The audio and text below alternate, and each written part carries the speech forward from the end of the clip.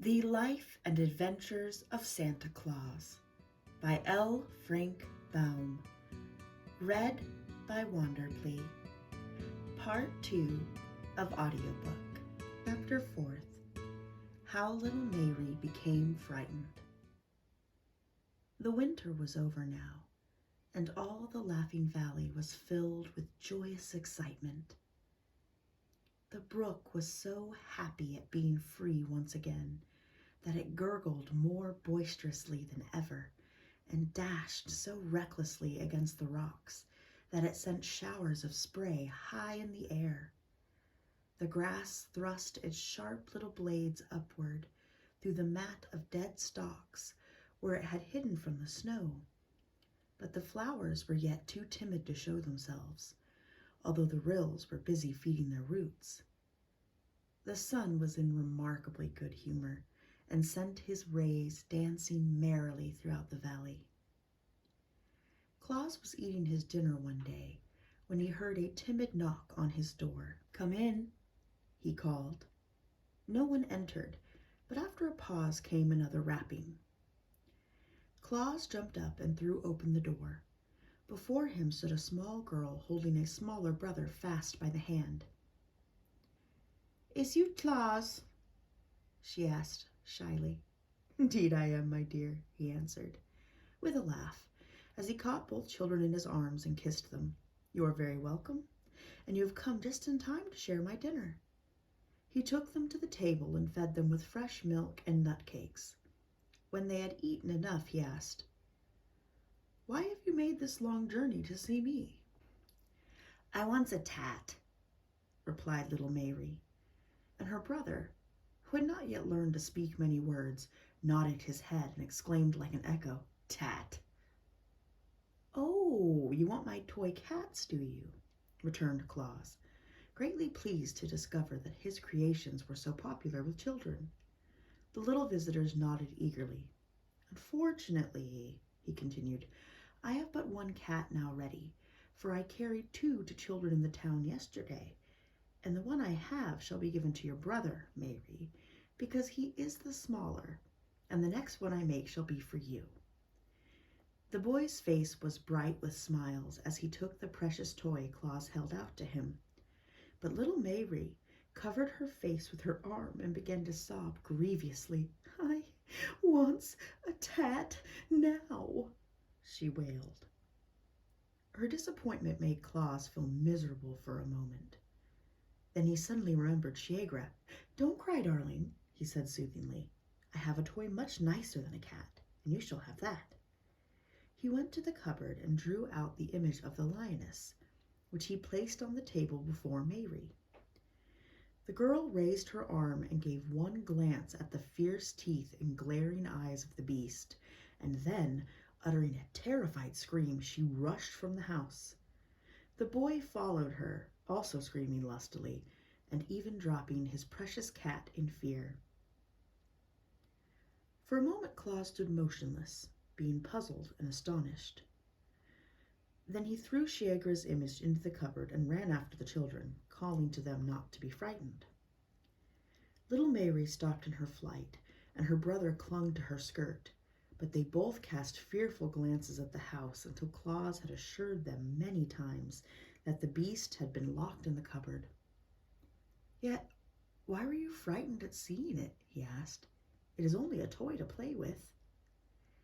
"It's bad," said Mayrie decidedly, and just horrid, and not a bit nice like tats." "Perhaps you are right," returned Claus thoughtfully. "But if you will return with me to the house, I will soon make you a pretty cat." So they timidly entered the house again, having faith in their friend's words, and after they had the joy of watching Claus carve out a cat from a bit of wood and paint it in natural colors. It did not take him long to do this, for he had become skillful with his knife by this time, and Mayrie loved her toy the more dearly because she had seen it made. After his little visitors had trotted away on their journey homeward, Claus sat long in deep thought, and he then decided that such fierce creatures as his friend the lioness would never do as models from which to fashion his toys. There must be nothing to frighten the dear babies, he reflected. And while I know Shagro well and am not afraid of her, it is but natural that children should look upon her image with terror. Hereafter I will choose such mild-mannered animals as squirrels and rabbits and deer and lambkins from which to carve my toys, for then the little ones will love rather than fear them. He began his work that very day, and before bedtime had made a wooden rabbit and a lamb. They were not quite so lifelike as the cats had been, because they were formed from memory, while Blinky had sat very still for Claus to look at while he worked. But the new toys pleased the children nevertheless, and the fame of Claus's playthings quickly spread to every cottage on plain and in village. He always carried his gifts to the sick or crippled children, but those who were strong enough walked to the house in the valley to ask for them. So a little path was soon worn from the plain to the door of the toymaker's cottage. First came the children who had been playmates of Claus before he began to make toys. These, you may be sure, were well supplied. Then children who lived farther away heard of the wonderful images and made journeys to the valley to secure them. All little ones were welcome, and never a one went away empty-handed. This demand for his handiwork kept Claus busily occupied, but he was quite happy in knowing the pleasure he gave to so many of the dear children. His friends, the Immortals, were pleased with his success and supported him bravely. The Knooks selected for him clear pieces of soft wood, that his knife might not be blunted in cutting them. The Ryls kept him supplied with paints of all colors and brushes fashioned from the tips of timothy grasses. The fairies discovered that the workmen needed saws and chisels and hammers and nails, as well as knives, and brought him a goodly array of such tools. Claus soon turned his living room into a most wonderful workshop.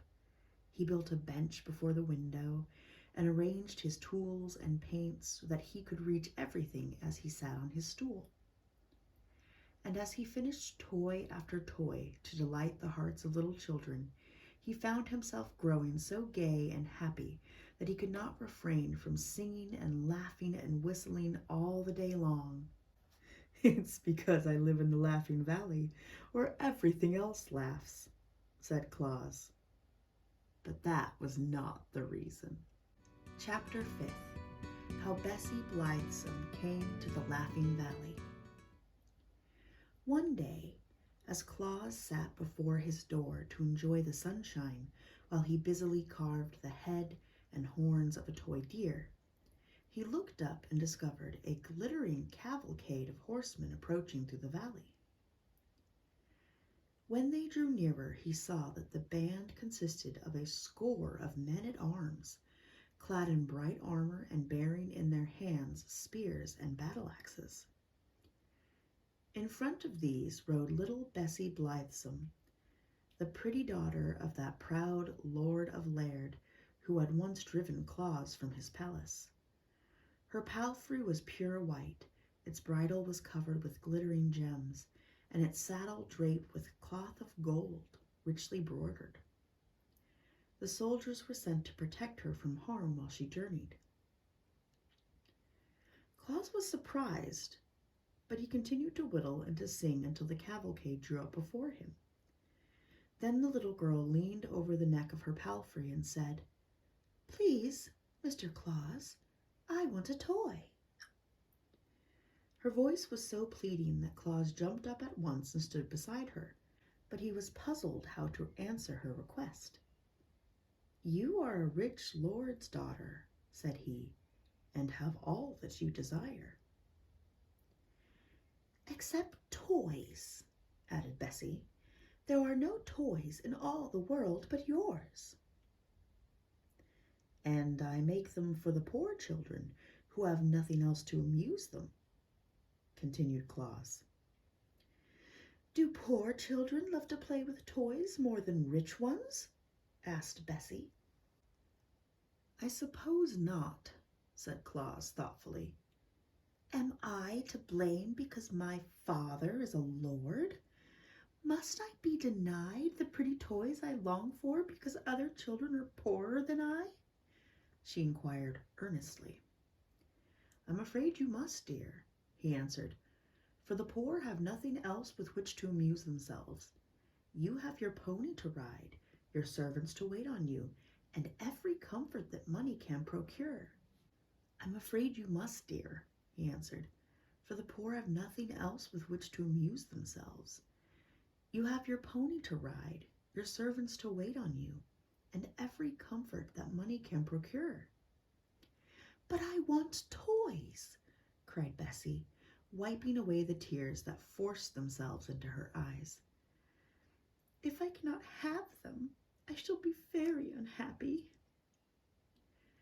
Claus was troubled, for her grief recalled to him the thought that his desire was to make all children happy without regard to their condition in life. Yet, while so many poor children were clamoring for his toys, he could not bear to give one of them to Bessie Blithesome, who had so much already to make her happy. Listen, my child, said he gently.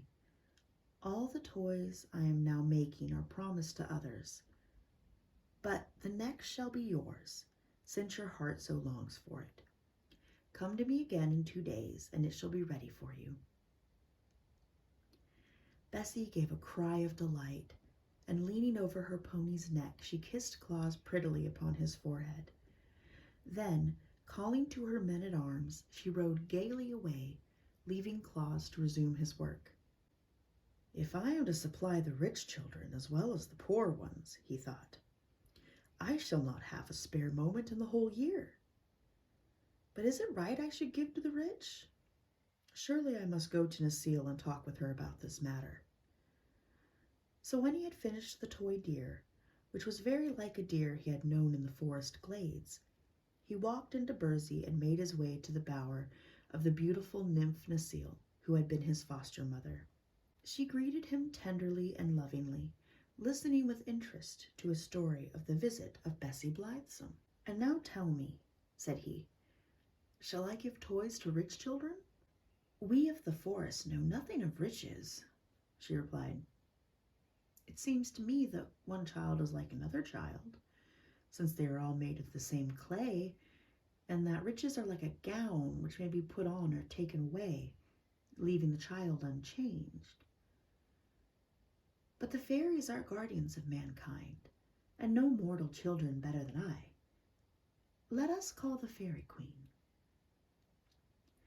This was done, and the Queen of the Fairies sat beside them and heard Claus relate his reasons for thinking the rich children could get along without his toys, and also what the nymph had said. Necile is right, declared the Queen, for, whether it be rich or poor, a child's longings for pretty playthings are but natural. Rich Bessie's heart may suffer as much grief as poor Mayrie's. She can be just as lonely and discontented, and just as gay and happy. I think, friend Claus, it is your duty to make all little ones glad, whether they chance to live in palaces or in cottages. Your words are wise, fair Queen, replied Claus, and my heart tells me they are as just as they are wise. Hereafter all children may claim my services. Then he bowed before the gracious fairy, and, kissing Necile's red lips, went back into his valley. At the brook he stopped to drink, and afterward he sat on the bank and took a piece of moist clay in his hands, while he thought what sort of toy he should make for Bessie Blithesome. He did not notice that his fingers were working the clay into shape until, glancing downward, he found he had unconsciously formed a head that bore a slight resemblance to the nymph Necile. At once he became interested. Gathering more of the clay from the bank, he carried it to his house. Then, with the aid of his knife and a bit of wood, he succeeded in working the clay into the image of a toy nymph. With skillful strokes, he formed long waving hair on the head and covered the body with a gown of oak leaves, while the 2 feet sticking out at the bottom of the gown were clad in sandals. But the clay was soft, and Claus found he must handle it gently to avoid ruining his pretty work. Perhaps the rays of the sun will draw out the moisture and cause the clay to become hard, he thought. So he laid the image on a flat board and placed it in the glare of the sun. This done, he went to his bench and began painting the toy deer, and soon he became so interested in the work that he forgot all about the clay nymph. But next morning, happening to notice it as it lay on the board, he found the sun had baked it to the hardness of stone, and it was strong enough to be safely handled. Claus now painted the nymph with great care in the likeness of Necile, giving it deep blue eyes, white teeth, rosy lips, and ruddy brown hair. The gown he colored oak leaf green, and when the paint was dry, Claus himself was charmed with the new toy. Of course, it was not nearly so lovely as the real Necile, but, considering the material of which it was made, Claus thought it was very beautiful. When Bessie, riding upon her white palfrey, came to his dwelling next day, Claus presented her with the new toy. The little girl's eyes were brighter than ever as she examined the pretty image, and she loved it at once and held it close to her breast as a mother does to her child. "What is it called, Claus?" she asked. Now Claus knew that nymphs do not like to be spoken of by mortals, so he could not tell Bessie it was an image of Necile he had given her. But as it was a new toy, he searched his mind for a new name to call it by, and the first word he thought of he decided would do very well. "It is called a dolly, my dear," he said to Bessie.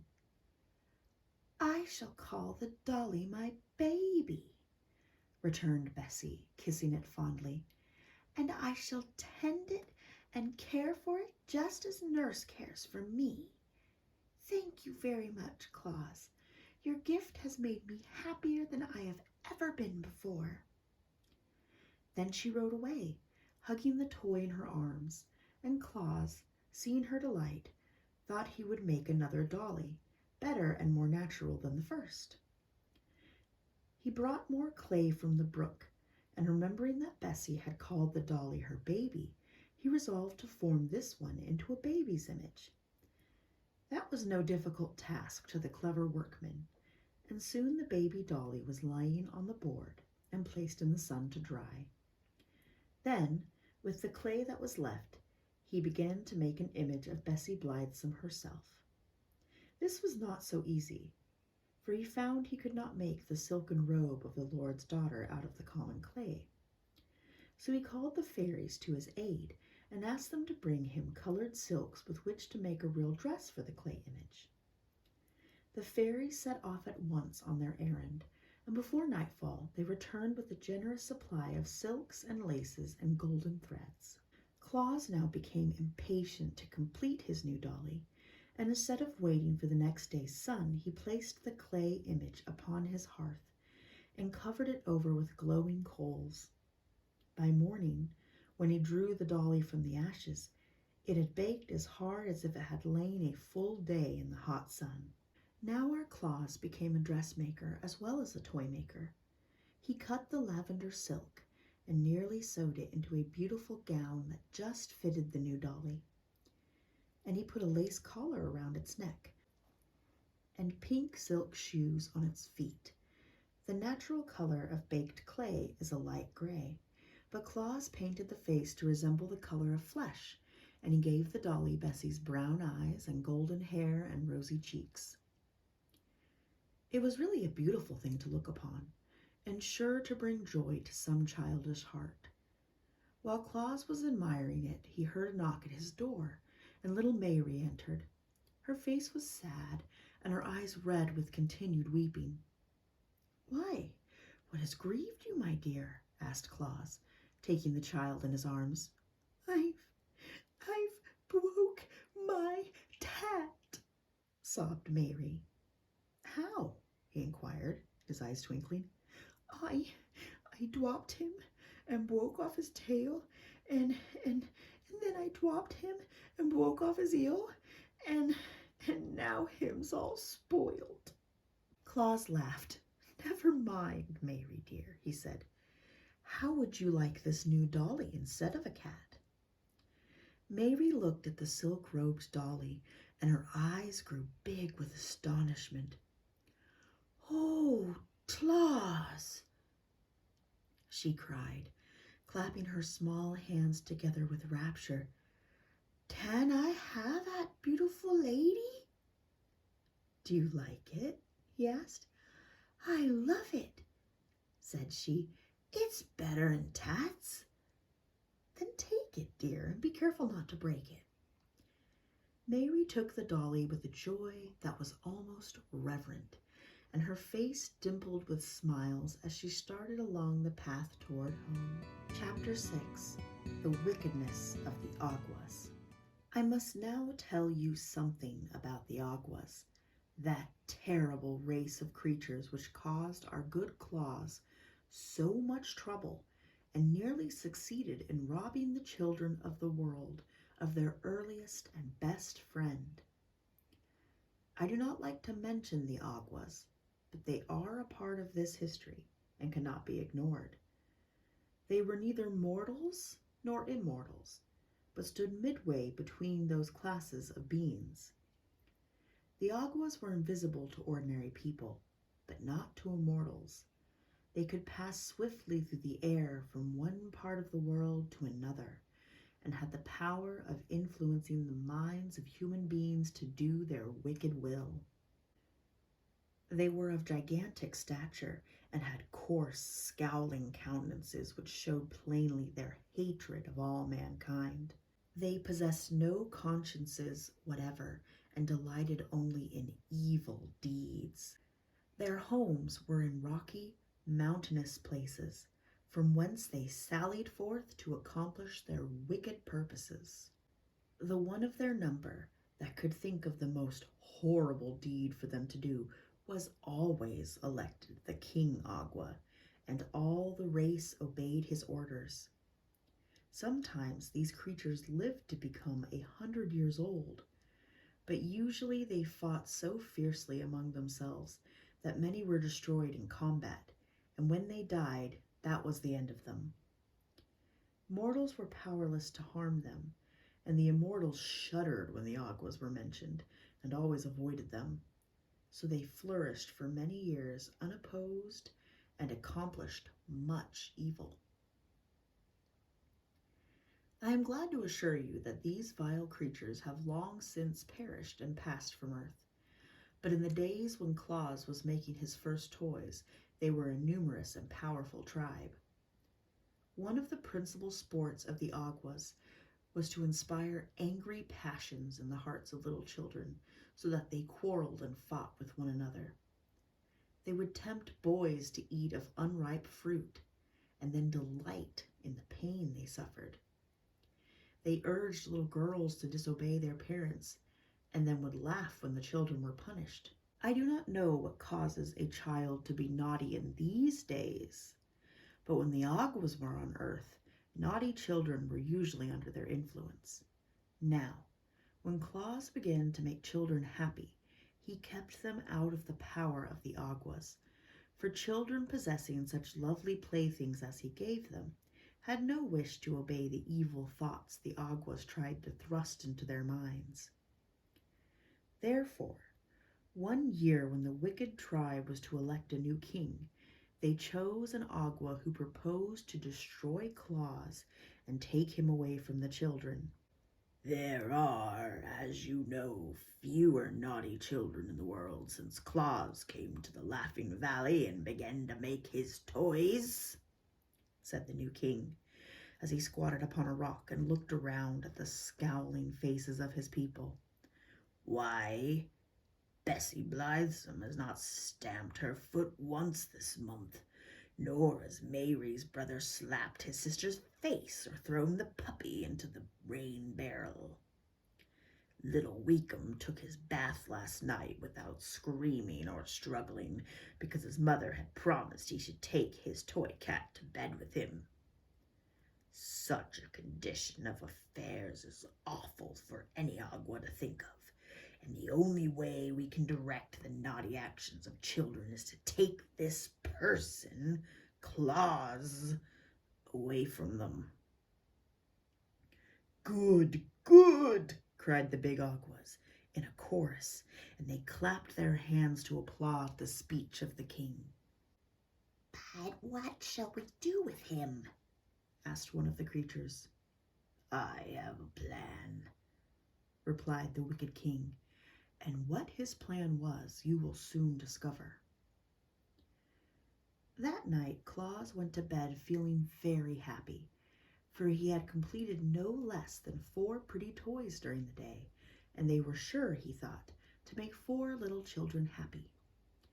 But while he slept, the band of invisible Awgwas surrounded his bed, bound him with stout cords, and then flew away with him to the middle of the dark forest in far-off Etop, where they laid him down and left him.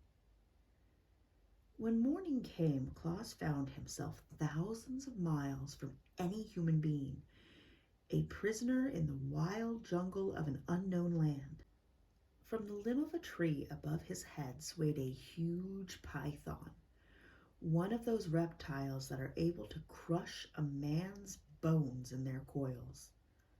A few yards away crouched a savage panther, its glaring red eyes fixed full on the helpless Claus. One of those monstrous spotted spiders whose sting is death crept stealthily toward him over the matted leaves, which shriveled and turned black at its very touch. But Claus had been reared in Burzee and was not afraid. "Come to me, ye nooks of the forest," he cried, and gave the low, peculiar whistle that the nooks knew. The panther, which was about to spring upon its victim, turned and slunk away. The python swung itself into the tree and disappeared among the leaves. The spider stopped short in its advance and hid beneath a rotting log. Claus had no time to notice them, for he was surrounded by a band of harsh-featured nooks, more crooked and deformed in appearance than he had ever seen. "Who are you that you call on us?" demanded one in a gruff voice. "The friend of your brothers in Burzee," answered Claus. "I have been brought here by my enemies, the Awgwas, and left to perish miserably. Yet now I implore you to help to release me and to send me home again." "Have you the sign?" asked another. "Yes," said Claus. They cut his bonds, and with his free arms he made the secret sign of the nooks. Instantly they assisted him to stand upon his feet, and they brought him food and drink to strengthen him. "Our brothers of Burzee make queer friends," grumbled an ancient nook whose flowing beard was pure white. "But he knows our secret sign and signal, and is entitled to our help, whoever he may be. Close your eyes, stranger. We will conduct you to your home. Where shall we seek it?" "'Tis in the Laughing Valley," answered Claus, shutting his eyes. "There is but one Laughing Valley in the known world, so we cannot go astray," remarked the Nook. As he spoke, the sound of his voice seemed to die away, so Claus opened his eyes to see what caused the change. To his astonishment, he found himself seated on the bench by his own door, with the Laughing Valley spread out before him. That day he visited the wood nymphs and related his adventure to Queen Zerline and Necile. "The Awgwas have become your enemies," said the lovely queen thoughtfully. "So we must do all we can to protect you from their power." "It was cowardly to bind him while he slept," remarked Necile with indignation. "The evil ones are ever cowardly," answered Zerline. "But our friend's slumber shall not be disturbed again." The queen herself came to the dwelling of Claus that evening and placed her seal on every door and window to keep out the Awgwas. And under the seal of Queen Zurline was placed the seal of the fairies, and the seal of the rills, and the seals of the nooks, that the charm might become more powerful. And Claus carried his toys to the children again, and made many more of the little ones happy. You may guess how angry the King Awgwa and his fierce band were when it was known to them that Claus had escaped from the forest of Etop. They raged madly for a whole week and then held another meeting among the rocks. "It is useless to carry him where the nooks reign," said the king, "for he has their protection. So let us cast him into a cave of our own mountains, where he will surely perish." This was promptly agreed to, and the wicked band set out that night to seize Claus. But they found his dwelling guarded by the seals of the immortals, and were obliged to go away baffled and disappointed. "Never mind," said the king. "He does not sleep always." Next day, as Claus traveled to the village across the plain, where he intended to present a toy squirrel to a lame boy, he was suddenly set upon by the Awgwas, who seized him and carried him away to the mountains. There they thrust him within a deep cavern and rolled many huge rocks against the entrance to prevent his escape. Deprived thus of light and food, and with little air to breathe, our Claus was indeed in a pitiful plight. But he spoke the mystic words of the fairies, which always command their friendly aid, and they came to his rescue and transported him to the Laughing Valley in the twinkling of an eye.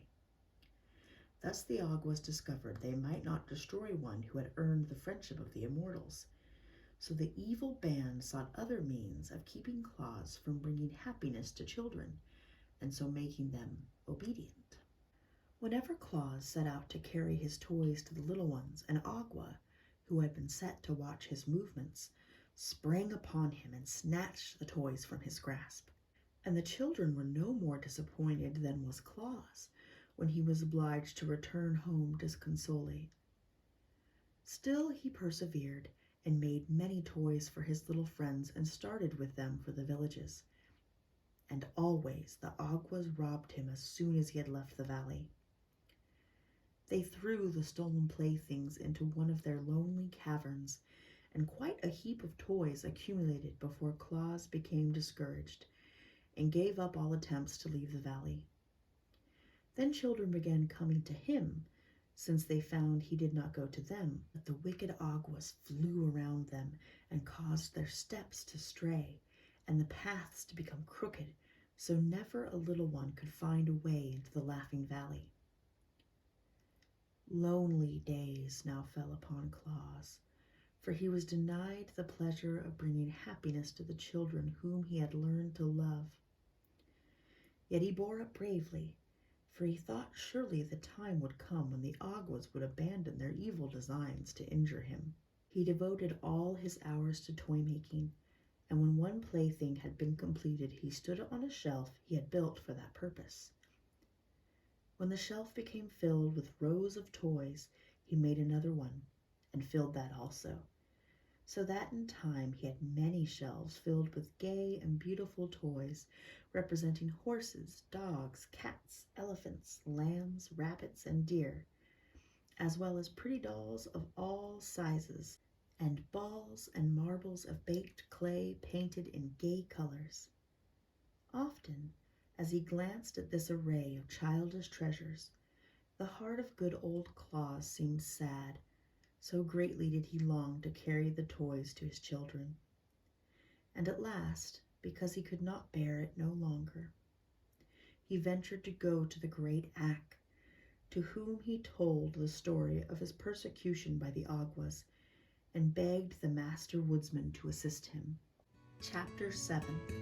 The Great Battle Between Good and Evil. Ak listened gravely to the recital of Claus, stroking his beard the while with a slow, graceful motion that betokened deep thought. He nodded approvingly when Claus told how the Knooks and fairies had saved him from death, and frowned when he heard how the Awgwas had stolen the children's toys.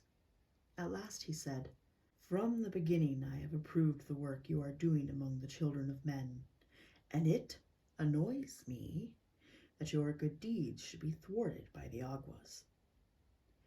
We immortals have no connection whatever with the evil creatures who have attacked you. Always we have avoided them, and they, in turn, have hitherto taken care not to cross our pathway. But in this matter I find they have interfered with one of our friends, and I will ask them to abandon their persecutions, as you are under our protection." Claus thanked the Master Woodsman most gratefully and returned to his valley, while Ak, who never delayed carrying out his promises, at once traveled to the mountains of the Awgwas. There, standing on the bare rocks, he called on the king and his people to appear. Instantly the place was filled with throngs of the scowling Awgwas, and their king, perching himself on a point of rock, demanded fiercely, "Who dares call on us?" "It is I, the Master Woodsman of the world," responded Ak. "Here are no forests for you to claim," cried the king angrily. "We owe no allegiances to you, nor to any immortal." "That is true," replied Ak calmly. "Yet you have ventured to interfere with the actions of Claus, who dwells in the Laughing Valley and is under our protection." Many of the Awgwas began muttering at this speech, and their king turned threateningly on the Master Woodsman.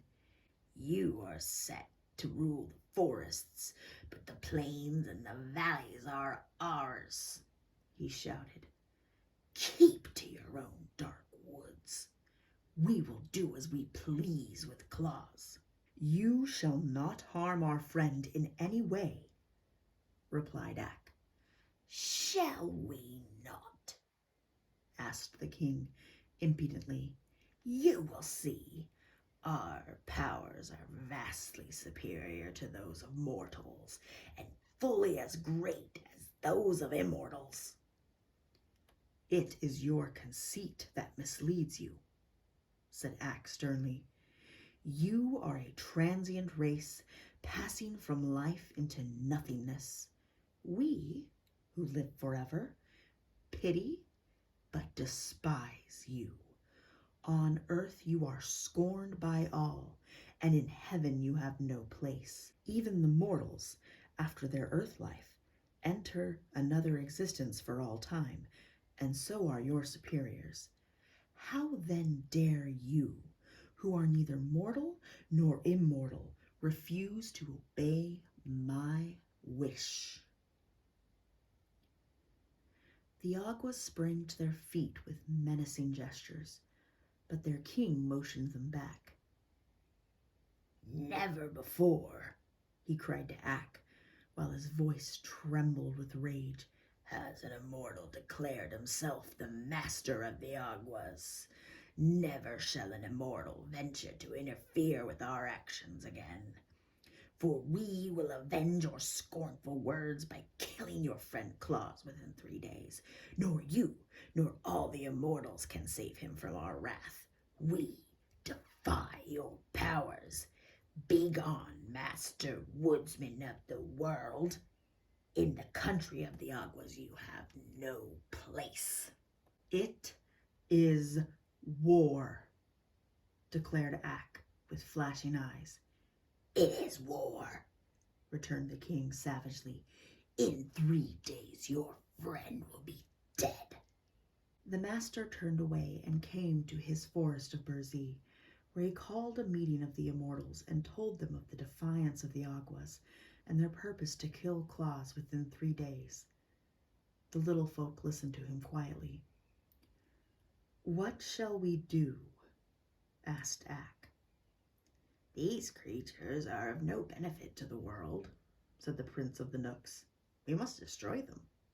Their lives are devoted only to evil deeds, said the Prince of the Rills. We must destroy them.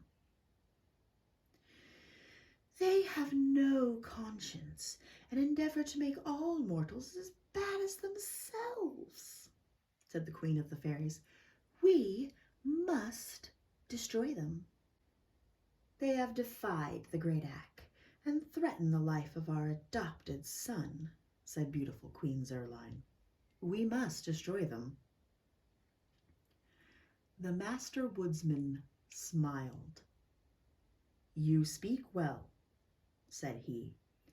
These Awgwas we know to be a powerful race, and they will fight desperately.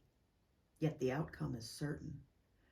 For we who live can never die, even though conquered by our enemies, while every Awgwa who is struck down is one foe the less to oppose us.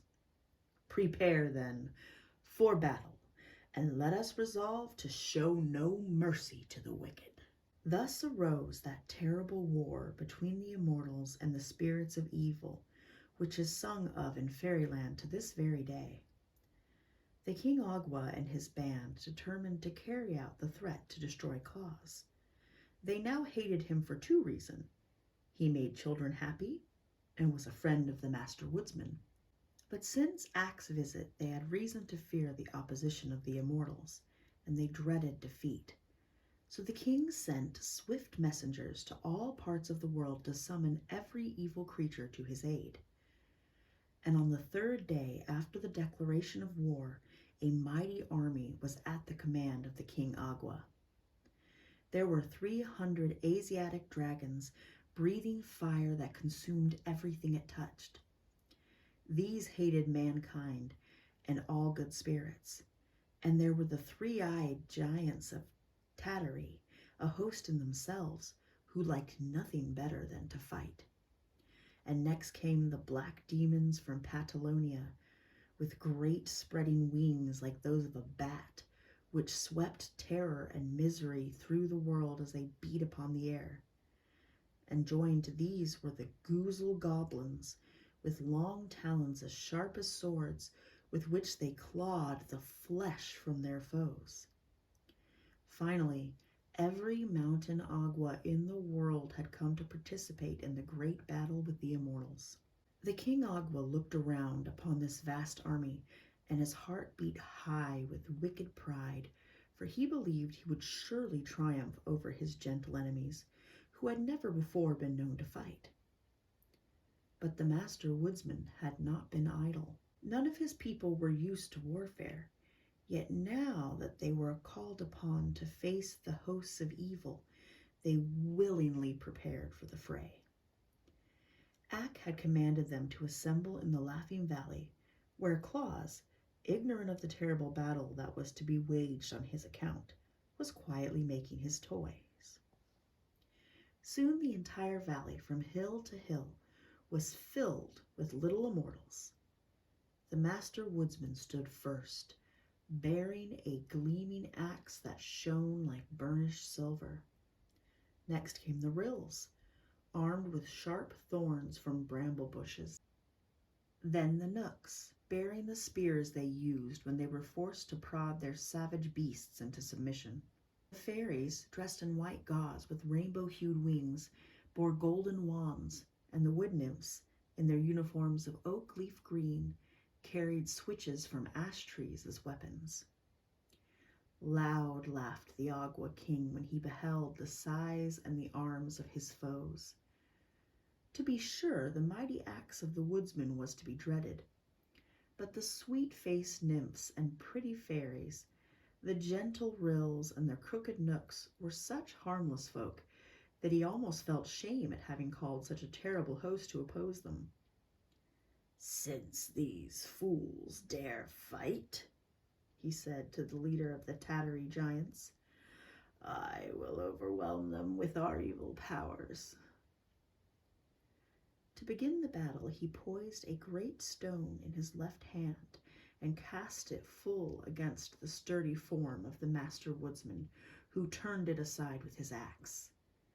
Then rushed the three-eyed giants of Tattery upon the nooks, and the goozle goblins upon the rills, and the fire-breathing dragons upon the sweet fairies.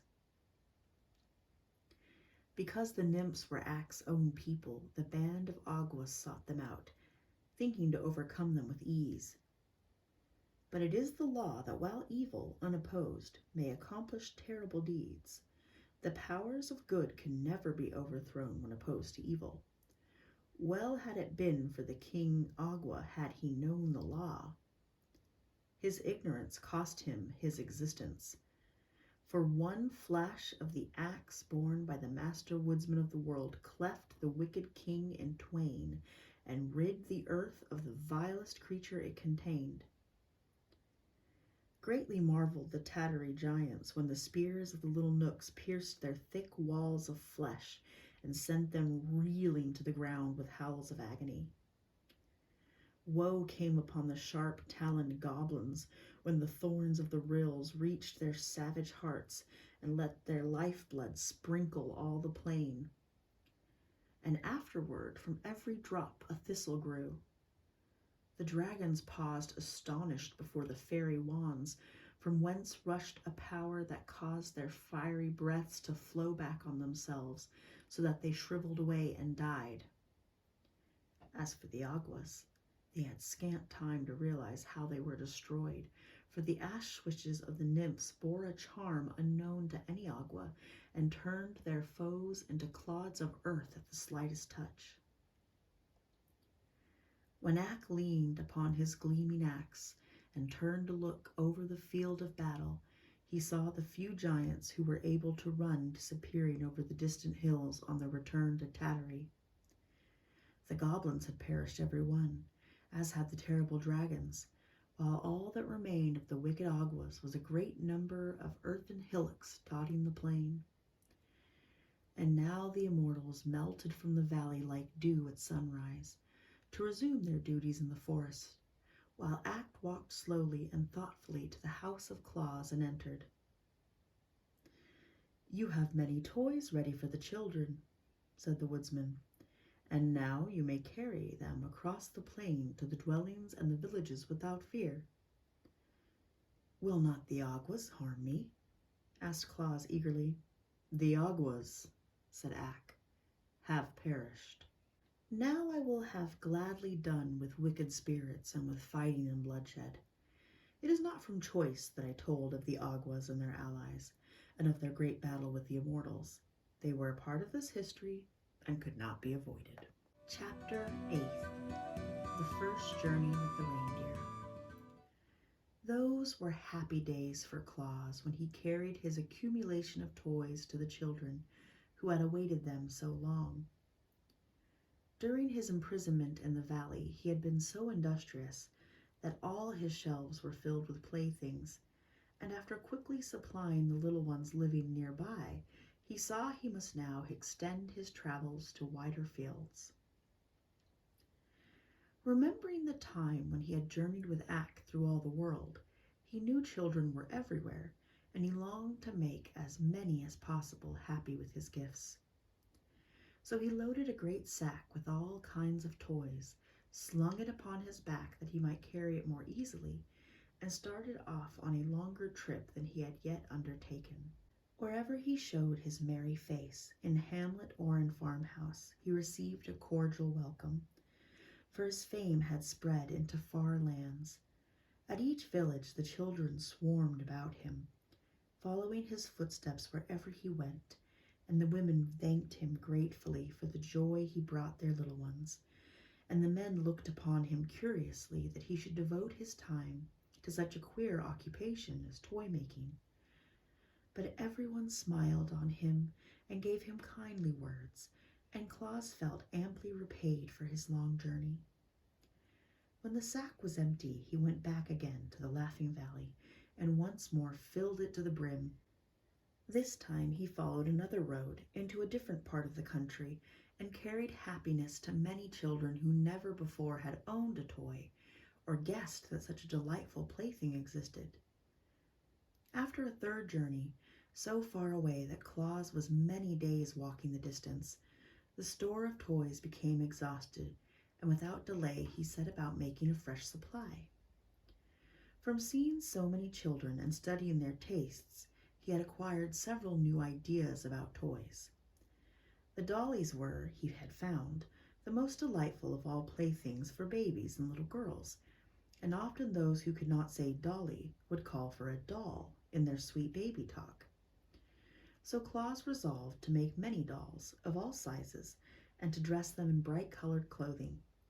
The older boys, and even some of the girls, loved the images of animals, so he still made cats and elephants and horses, and many of the little fellows had musical natures and longed for drums and cymbals and whistles and horns. So he made a number of toy drums with tiny sticks to beat them with, and he made whistles from the willow trees and horns from the bog reeds and cymbals from bits of beaten metal.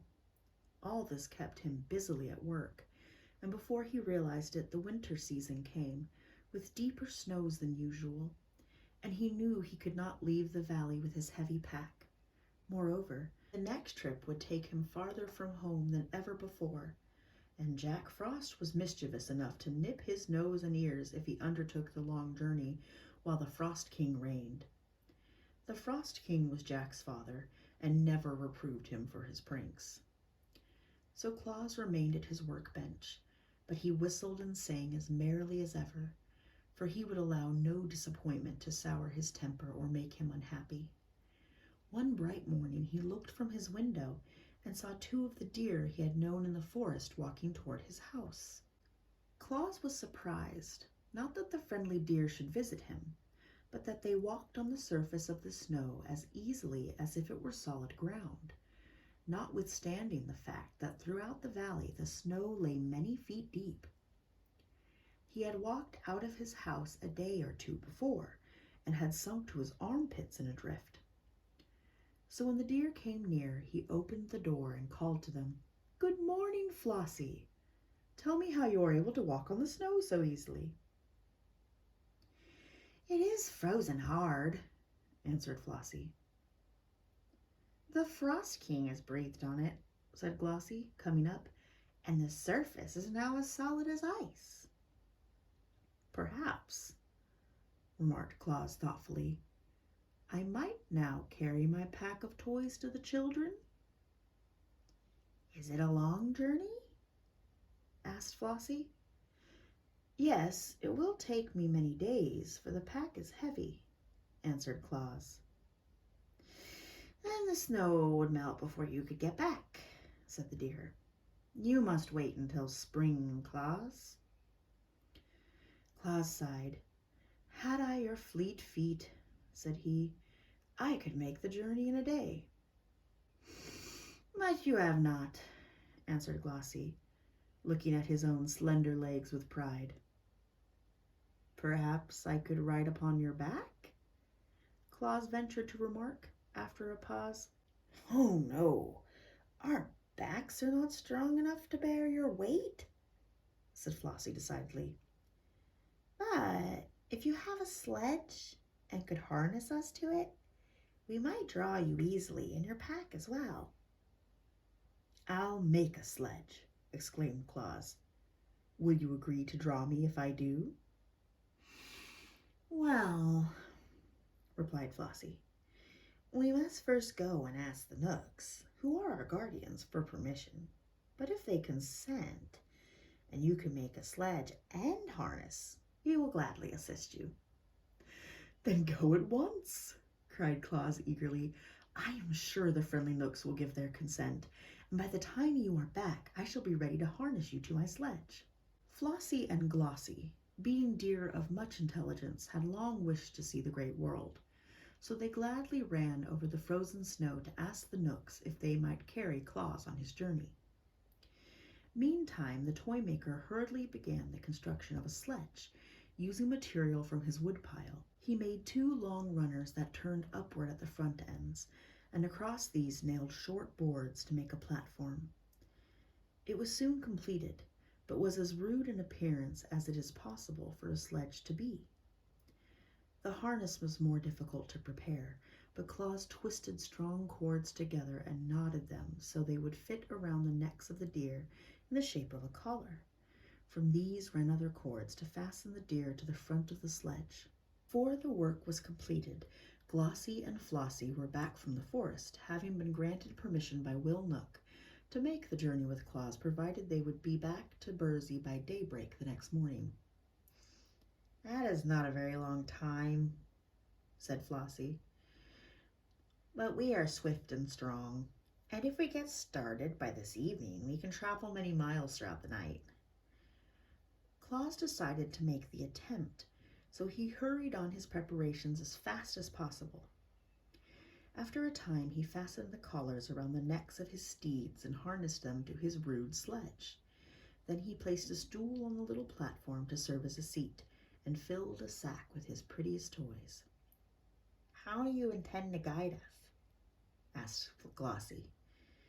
"We have never been out of the forest before, except to visit your house, so we shall not know the way."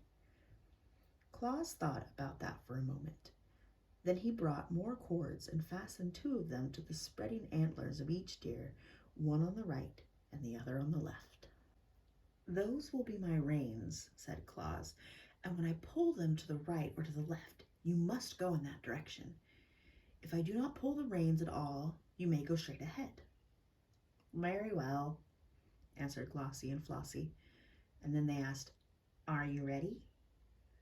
Claus seated himself upon the stool, placed the sack of toys at his feet, and then gathered up the reins. "All ready!" he shouted. "Away we go!" The deer leaned forward, lifted their slender limbs, and the next moment away flew the sledge over the frozen snow. The swiftness of the motion surprised Claus, for in a few strides they were across the valley and gliding over the broad plain beyond. The day had melted into evening by the time they started, for, swiftly as Claus had worked, many hours had been consumed in making his preparations. But the moon shone brightly to light their way, and Claus soon decided it was just as pleasant to travel by night as by day. The deer liked it better, for although they wished to see something of the world, they were timid about meeting men, and now all the dwellers in the towns and farmhouses were sound asleep and could not see them.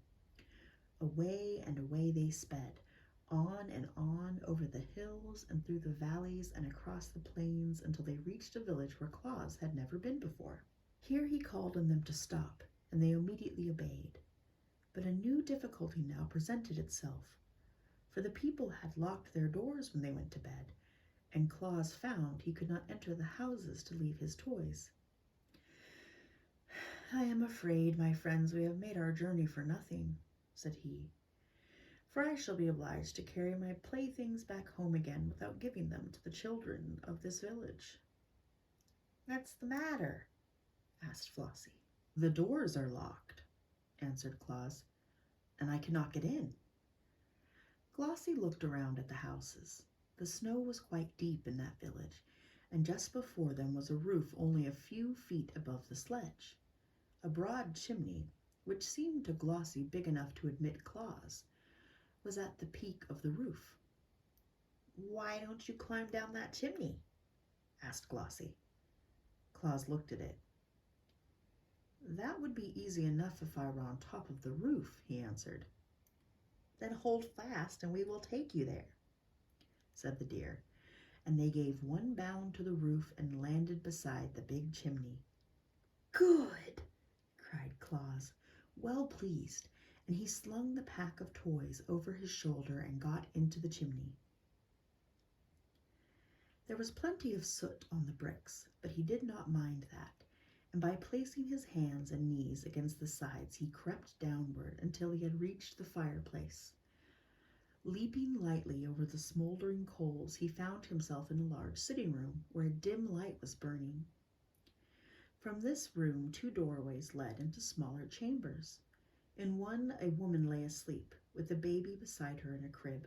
Claus laughed, but he did not laugh aloud for fear of waking the baby. Then he slipped a big doll from his pack and laid it in the crib. The little one smiled, as if it dreamed of the pretty plaything it was to find on the morrow, and Claus crept softly from the room and entered at the other doorway.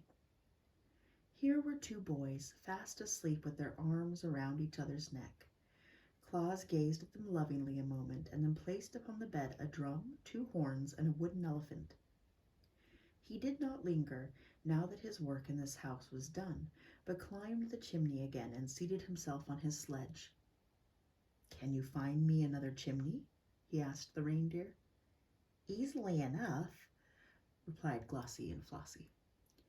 Down to the edge of the roof they raced, and then, without pausing, leaped through the air to the top of the next building, where a huge old-fashioned chimney stood.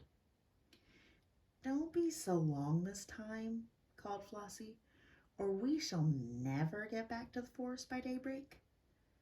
Claus made a trip down this chimney also, and found 5 children sleeping in the house, all of whom were quickly supplied with toys. When he returned, the deer sprang to the next roof, but on descending the chimney, Claus found no children there at all. That was not often the case in this village, however, so he lost less time than you might suppose in visiting the dreary homes where there were no little ones. When he had climbed down the chimneys of all the houses in that village and had left a toy for every sleeping child, Claus found that his great sack was not yet half emptied. "Onward, friends!" he called to the deer. "We must seek another village." So away they dashed, although it was long past midnight, and in a surprisingly short time they came to a large city, the largest Claus had ever visited since he began to make toys. But, nothing daunted by the throng of houses, he set to work at once, and his beautiful steeds carried him rapidly from one roof to another, only the highest being beyond the leaps of the agile deer. At last the supply of toys was exhausted, and Claus seated himself in the sledge with the empty sack at his feet and turned the heads of Glossie and Flossie toward home. Presently Flossie asked, "What is that gray streak in the sky?" "It is the coming dawn of day," answered Claus, surprised to find that it was so late. "Good gracious!" exclaimed Glossie. "Then we shall not be home by daybreak, and the Knooks will punish us and never let us come again." "We must race for the Laughing Valley and make our best speed," returned Flossie. "So hold fast, friend Claus." Claus held fast, and the next moment was flying so swiftly over the snow that he could not see the trees as they whirled past. Up hill and down dale, swift as an arrow shot from a bow, they dashed, and Claus shut his eyes to keep the wind out of them, and left the deer to find their own way. It seemed to him they were plunging through space, but he was not at all afraid. The Knooks were severe masters and must be obeyed at all hazards, and the gray streak in the sky was growing brighter every moment. Finally the sledge came to a sudden stop, and Claus, who was taken unawares, tumbled from his seat into a snowdrift. As he picked himself up, he heard the deer crying, "Quick, friend, quick! Cut away our harness!" He drew his knife and rapidly severed the cords. And then he wiped the moisture from his eyes and looked around him. The sledge had come to a stop in the Laughing Valley, only a few feet, he found, from his own door. In the east the day was breaking, and turning to the edge of Burzee, he saw Glossie and Flossie just disappearing in the forest. Chapter 9. Santa Claus. Claus thought that none of the children would ever know where the toys came from which they found by their bedsides when they wakened the following morning. But kindly deeds are sure to bring fame, and fame has many wings to carry its tidings into far lands. So for miles and miles in every direction, people were talking of Claus and his wonderful gifts to children. The sweet generousness of his work caused a few selfish folk to sneer, but even these were forced to admit their respect for a man so gentle-natured that he loved to devote his life to pleasing the helpless little ones of his race. Therefore the inhabitants of every city and village had been eagerly watching the coming of Claus, and remarkable stories of his beautiful playthings were told the children to keep them patient and contented. When, on the morning following the first trip of Claus with his deer, the little ones came running to their parents with the pretty toys they had found, and asked from whence they came, there was but one reply to the question. The good Claus must have been here, my darlings, for his are the only toys in all the world. But how did he get in? Asked the children. At this the fathers shook their heads, being themselves unable to understand how Claus had gained admittance to their home. But the mothers, watching the glad faces of their dear ones, whispered that the good Claus was no mortal man, but assuredly a saint, and they piously blessed his name for the happiness he had bestowed upon their children. A saint, said one with bowed head, has no need to unlock doors if it pleases him to enter our homes. And afterward, when a child was naughty or disobedient, its mother would say, You must pray to the good Santa Claus for forgiveness. He does not like naughty children, and unless you repent, he will bring you no more pretty toys. But Santa Claus himself would not have approved this speech.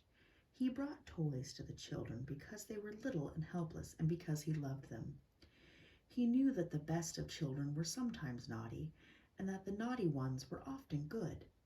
It is the way with children the world over, and he would not have changed their natures had he possessed the power to do so.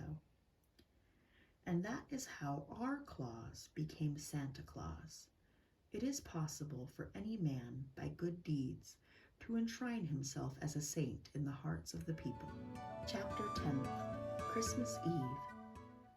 The day that broke as Claus returned from his night ride with Glossie and Flossie brought to him a new trouble. Will Nook, the chief guardian of the deer, came to him, surly and ill-tempered, to complain that he had kept Glossie and Flossie beyond daybreak in opposition to his orders. Yet it could not have been very long after daybreak, said Claus. It was 1 minute after, answered Will Nook, and that is as bad as 1 hour. I shall set the stinging gnats on Flossie and Glossie, and they will thus suffer terribly for their disobedience. Don't do that, begged Claus. It was my fault. But Will Nook would listen to no excuses, and went away grumbling and growling in his ill-natured way. For this reason, Claus entered the forest to consult Necile about rescuing the good deer from punishment. To his delight, he found his old friend, the Master Woodsman, seated in the circle of nymphs. Ak listened to the story of the night journey to the children and of the great assistance the deer had been to Claus by drawing his sledge over the frozen snow. I do not wish my friends to be punished if I can save them, said the toy maker, when he had finished the relation. They were only 1 minute late, and they ran swifter than a bird flies to get home after daybreak. Ak stroked his beard thoughtfully a moment, and then sent for the Prince of the Nooks, who rules all his people in Burzee, and also for the Queen of the Fairies and the Prince of the Rills. When all had assembled, Claus told his story again, at Ak's command, and then the master addressed the Prince of the Nooks, saying, The good work that Claus is doing among mankind deserves the support of every honest immortal. Already he is called a saint in some of the towns, and before long the name of Santa Claus will be lovingly known in every home that is blessed with children. Moreover, he is a son of our forest, so we owe him our encouragement. You, ruler of the Nooks, have known him these many years. Am I not right in saying he deserves our friendship? The prince, crooked and sour of visage as all Nooks are, looked only upon the dead leaves at his feet and muttered, You are the Master Woodsman of the world. Ak smiled, but continued in soft tones, It seems that the deer which are guarded by your people can be of great assistance to Claus, and as they seem willing to draw his sledge, I beg that you will permit him to use their services whenever he pleases." The prince did not reply, but tapped the curled point of his sandal with the tip of his spear, as if in thought. Then the fairy queen spoke to him in this way: "If you consent to Ak's request, I will see that no harm comes to your deer while they are away from the forest." And the Prince of the Rills added, "For my part, I will allow to every deer that assists Claus the privilege of eating my casa plants, which give strength, and my gralla plants, which give fleetness of foot, and my marbon plants, which give long life." And the Queen of the Nymphs said, "The deer which draw the sledge of Claus will be permitted to bathe in the forest pool of Neris, which will give them sleek coats and wonderful beauty." The Prince of the Knooks, hearing these promises, shifted uneasily on his seat, for in his heart he hated to refuse a request of his fellow immortals, although they were asking an unusual favor at his hands, and the Knooks are unaccustomed to granting favors of any kind. Finally he turned to his servants and said, "Call Will Knook." When surly Will came and heard the demands of the immortals, he protested loudly against granting them. "Deer are deer," said he, "and nothing but deer. Were they horses, it would be right to harness them like horses, but no one harnesses deer because they are free, wild creatures, owing no service of any kind to mankind. It would degrade my deer to labor for Claus, who was only a man, in spite of the friendship lavished on him by the immortals." "You have heard," said the prince to Ak. "There is truth in what Will says."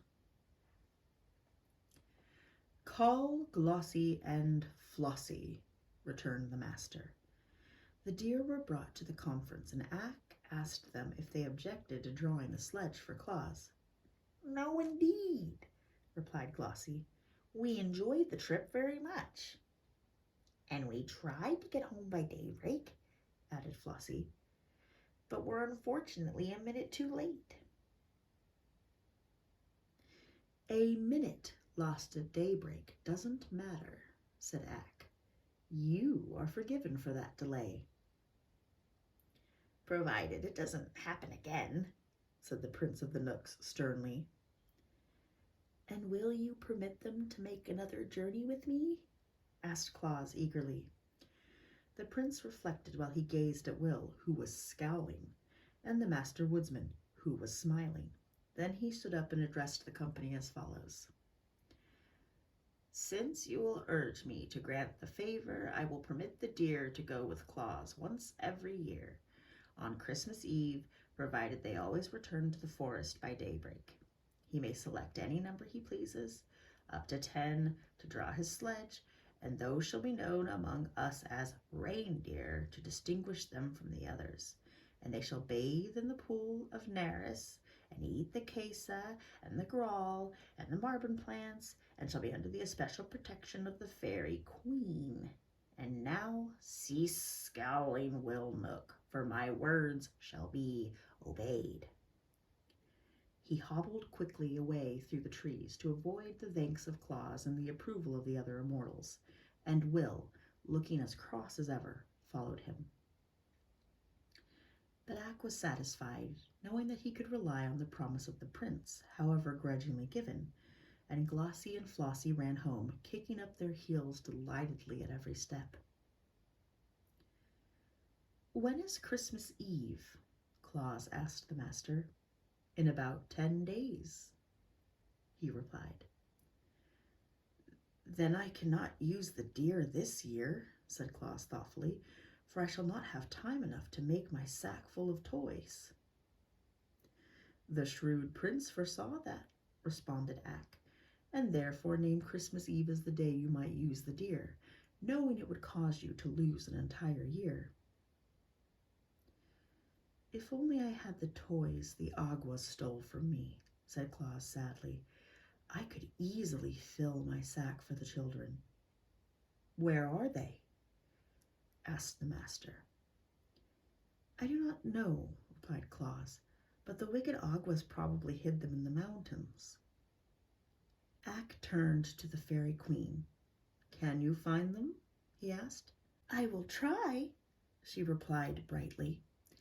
Then Claus went back to the Laughing Valley to work as hard as he could, and a band of fairies immediately flew to the mountain that had been haunted by the Awgwas and began a search for the stolen toys. The fairies, as we all know, possess wonderful powers, but the cunning Awgwas had hidden the toys in a deep cave and covered the opening with rocks, so no one could look in. Therefore, all search for the missing playthings proved in vain for several days, and Claus, who sat at home waiting for news from the fairies, almost despaired of getting the toys before Christmas Eve. He worked hard every moment, but it took considerable time to carve out and to shape each toy and to paint it properly, so that on the morning before Christmas Eve only half of one shelf above the window was filled with playthings ready for the children. But on this morning the fairies who were searching in the mountains had a new thought.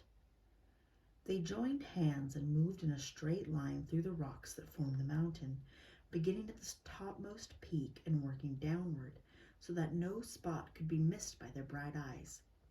And at last they discovered the cave where the toys had been heaped up by the wicked Awgwas.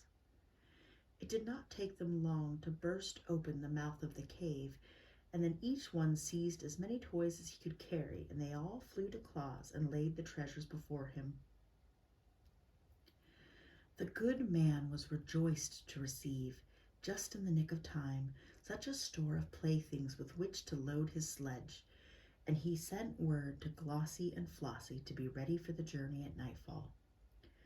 With all his other labors, he had managed to find time, since the last trip, to repair the harness and to strengthen his sledge, so that when the deer came to him at twilight, he had no difficulty in harnessing them. "We must go in another direction tonight," he told them, "where we shall find children we have never visited. And we must travel fast and work quickly, for my sack is full of toys and running over the brim." So, just as the moon arose, they dashed out of the Laughing Valley and across the plain and over the hills to the south. The air was sharp and frosty, and the starlight touched the snowflakes and made them glitter like countless diamonds. The reindeer leaped onward with strong, steady bounds, and Claus's heart was so light and merry that he laughed and sang while the wind whistled past his ear. "With a ho, ho, ho, and a ha, ha, ha, and a ho, ho, ha, ha, hee. Now away we go o'er the frozen snow, as merry as we can be." Jack Frost heard him and came racing up with his nippers, but when he saw it was Claus, he laughed and turned away again.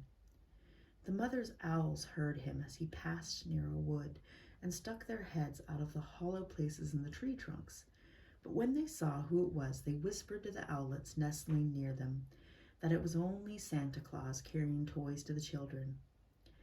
It is strange how much those mother owls knew. Claus stopped at some of the scattered farmhouses and climbed down the chimneys to leave presents for the babies. Soon after, he reached a village and worked merrily for an hour distributing playthings among the sleeping little ones. Then away again he went, singing his joyous carol. "Now away we go o'er the gleaming snow, while the deer run swift and free. For to girls and boys we carry the toys that will fill their hearts with glee." The deer liked the sound of his deep bass voice and kept time to the song with their hoofbeats on the hard snow. But soon they stopped at another chimney, and Santa Claus, with sparkling eyes and face brushed red by the wind, climbed down its smoky sides and left a present for every child the house contained. It was a merry, happy night. Swiftly the deer ran, and busily their driver worked to scatter his gifts among the sleeping children. But the sack was empty at last, and the sledge headed homeward, and now again the race with daybreak began. Glossy and Flossie had no mind to be rebuked a second time for tardiness, so they fled with a swiftness that enabled them to pass the gale on which the Frost King rode, and soon brought them to the Laughing Valley. It is true when Claus released his steeds from their harness the eastern sky was streaked with gray, but Flossie and Glossy were deep in the forest before day fairly broke. Claus was so wearied with his night's work that he threw himself upon his bed and fell into a deep slumber. And while he slept, the Christmas sun appeared in the sky and shone upon hundreds of happy homes, where the sounds of childish laughter proclaimed that Santa Claus had made them a visit. God bless him! It was his first Christmas Eve, and for hundreds of years since then he has nobly fulfilled his mission to bring happiness to the hearts of little children. Chapter 11. How the First Stockings Were Hung by the Chimneys. When you remember that no child, until Santa Claus began his travels, had ever known the pleasure of possessing a toy, you will understand how joy crept into the homes of those who had been favored with a visit from the good man, and how they talked of him day by day in loving tones and were honestly grateful for his kindly deeds. It is true that great warriors and mighty kings and clever scholars of that day were often spoken of by the people, but no one of them was so greatly beloved as Santa Claus, because none other was so unselfish as to devote himself to making others happy. For a generous deed lives longer than a great battle or a king's decree or a scholar's essay, because it spreads and leaves its mark on all nature and endures through many generations. The bargain made with the Nook Prince changed the plans of Claus for all future time, for, being able to use the reindeer on but one night of each year, he decided to devote all the other days to the manufacture of playthings, and on Christmas Eve to carry them to the children of the world. But a year's work would, he knew, result in a vast accumulation of toys. He resolved to build a new sledge that would be larger and stronger and better fitted for swift travel than the old and clumsy one. His first act was to visit the Gnome King, with whom he made a bargain to exchange 3 drums, a trumpet, and 2 dolls for a pair of fine steel runners, curled beautifully at the ends. For the Gnome King had children of his own who, living in the hollows under the earth, in mines and caverns, needed something to amuse them. In 3 days the steel runners were ready, and when Claus brought the playthings to the Gnome King, His Majesty was so greatly pleased with them that he presented Claus with a string of sweet-toned sleigh bells in addition to the runners. "These will please Glossy and Flossie," said Claus as he jingled the bells and listened to their merry sound. "But I should have 2 strings of bells, one for each deer." "Bring me another trumpet and a toy cat," replied the king, "and you shall have a second string of bells like the first." "It is a bargain," cried Claus, and he went home again for the toys. The new sledge was carefully built, the Knooks bringing plenty of strong but thin boards to use in its construction. Claus made a high, rounding dashboard to keep off the snow cast behind by the fleet hooves of the deer, and he made high sides to the platform so that many toys could be carried. And finally, he mounted the sledge upon the slender steel runners made by the Gnome King. It was certainly a handsome sledge, and big and roomy.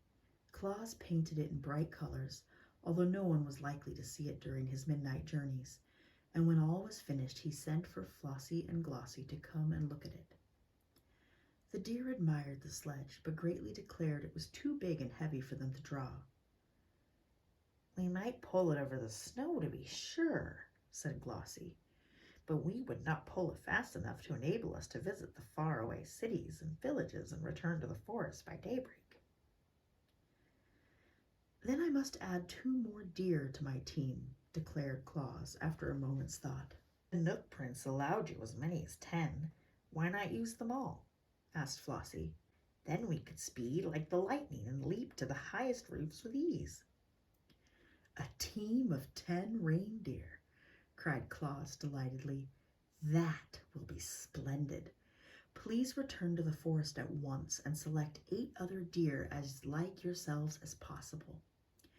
And you must all eat of the casa plant to become strong, and of the grawl plant to become fleet of foot, and of the marben plant, that you may live long to accompany me on my journeys.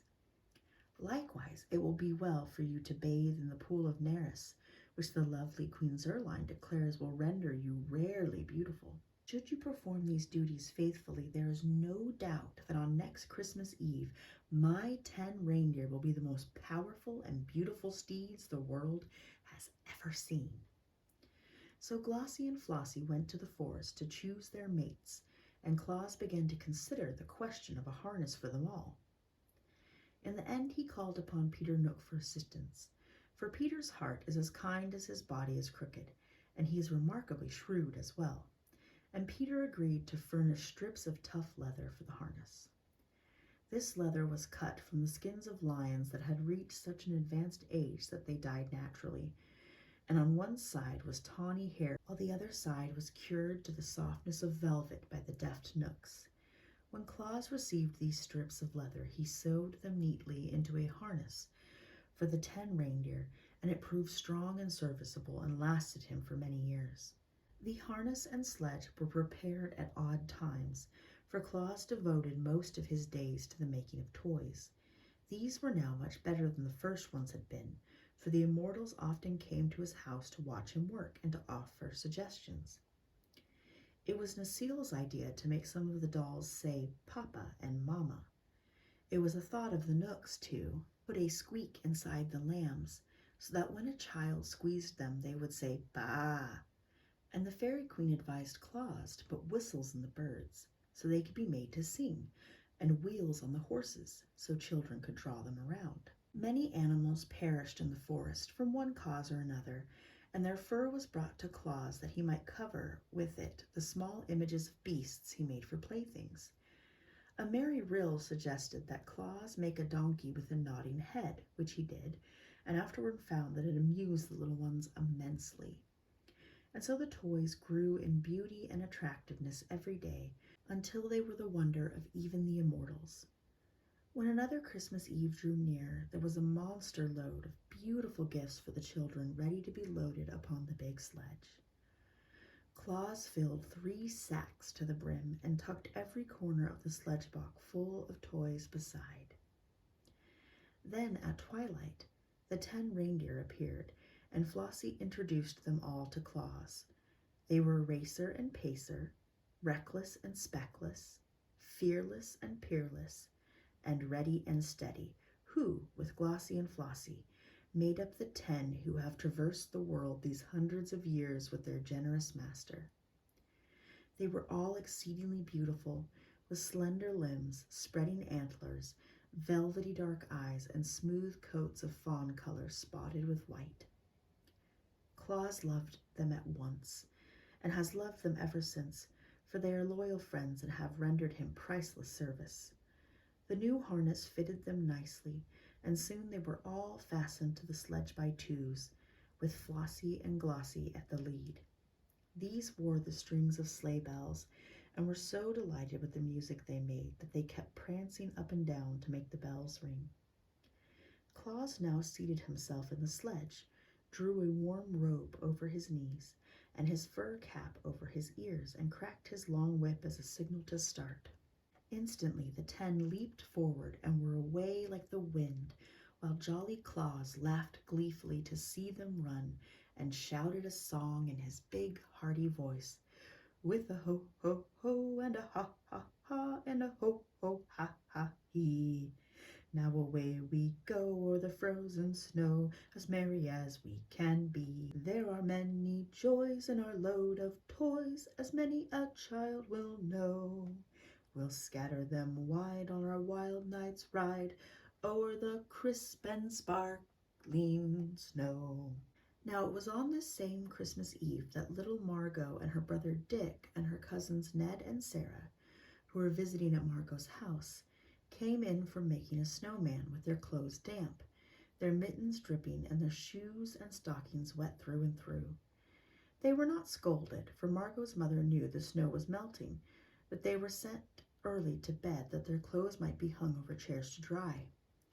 The shoes were placed on the red tiles of the hearth, where the heat from the hot embers would strike them, and the stockings were carefully hung in a row by the chimney, directly over the fireplace. That was the reason Santa Claus noticed them when he came down the chimney that night, and all the household were fast asleep. He was in a tremendous hurry, and seeing the stockings all belonged to children, he quickly stuffed his toys into them and dashed up the chimney again, appearing on the roof so suddenly that the reindeer were astonished at his agility. "I wish they would all hang up their stockings," he thought as he drove to the next chimney. "It would save me a lot of time, and I could then visit more children before daybreak." When Margot and Dick and Ned and Sarah jumped out of bed next morning and ran downstairs to get their stockings from the fireplace, they were filled with delight to find the toys from Santa Claus inside them. In fact, I think they found more presents in their stockings than any other children of that city had received, for Santa Claus was in a hurry and did not stop to count the toys. Of course, they told all their little friends about it, and of course every one of them decided to hang his own stockings by the fireplace the next Christmas Eve. Even Bessie Blithesome, who made a visit to that city with her father, the great Lord of Laird, heard the story from the children and hung her own pretty stockings by the chimney when she returned home at Christmas time. On his next trip, Santa Claus found so many stockings hung up in anticipation of his visit that he could fill them in a jiffy and be away again in half the time required to hunt the children up and place the toys by their bedsides. The custom grew year after year and has always been a great help to Santa Claus, and with so many children to visit, he surely needs all the help we are able to give him. Chapter 12. The First Christmas Tree. Claus had always kept his promise to the Knooks by returning to the Laughing Valley by daybreak, but only the swiftness of his reindeer has enabled him to do this, for he travels over all the world. He loved his work, and he loved the brisk night ride on his sledge and the gay tinkle of the sleigh bells. On that first trip with the 10 reindeer, only Glossie and Flossie wore bells, but each year thereafter for 8 years Claus carried presents to the children of the Gnome King, and that good-natured monarch gave him in return a string of bells at each visit, so that finally every one of the 10 deer were supplied, and you may imagine what a merry tune the bells played as the sledge sped over the snow. The children's stockings were so long that it required a great many toys to fill them, and soon Claus found there were other things besides toys that children love. So he sent some of the fairies, who were always his good friends, into the tropics, from whence they returned with great bags full of oranges and bananas which they had plucked from the trees. And other fairies flew to the wonderful valley of Funnyland, where delicious candies and bonbons grow thickly on the bushes, and returned laden with many boxes of sweetmeats for the little ones. These things Santa Claus, on each Christmas Eve, placed in the long stockings, together with his toys, and the children were glad to get them, you may be sure. There were also warm countries where there is no snow in winter, but Claus and his reindeer visited them as well as the colder climes, for there were little wheels inside the runners of his sledge which permitted it to run as smoothly over bare ground as on the snow. And the children who lived in the warm countries learned to know the name of Santa Claus as well as those who lived nearer to the Laughing Valley. Just as the reindeer were ready to start on their yearly trip, a fairy came to Claus and told him of 3 little children who lived beneath a tent of skins on a broad plain where there were no trees. Claus resolved to visit these children before he returned home, and during his ride he picked up the bushy top of a pine tree, which the wind had broken off, and placed it in his sledge. It was nearly morning when the deer stopped before the tent of skins, where the 4 children lay asleep. Claus at once planted the bit of pine tree in the sand and stuck many candles on the branches. Then he hung some of his prettiest toys on the tree, as well as several bags of candies.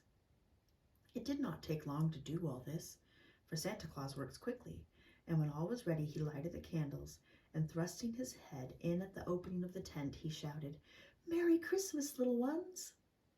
With that he leaped into his sledge and was out of sight before the children, rubbing the sleep from their eyes, could come out to see who had called them. You can imagine the wonder and joy of those little ones when they saw the tree, sparkling with lights that shone brilliant in the gray dawn and hung with toys enough to make them happy for years to come. They joined hands and danced around the tree, shouting and laughing, until they were obliged to pause for breath, and their parents also came out to look and wonder. The idea of the Christmas tree pleased Claus, and so the following year he carried many of them in his sledge and set them up in the homes of poor people who seldom saw trees, and placed candles and toys on the branches.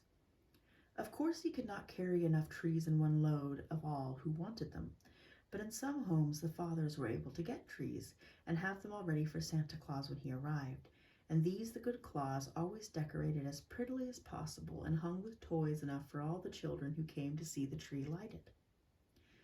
These novel ideas and the generous manner in which they were carried out made the children long for that one night in the year when their friend Santa Claus should visit them, and as such anticipation is very pleasant and comforting, the little ones gleaned much happiness by wondering what would happen when Santa Claus next arrived.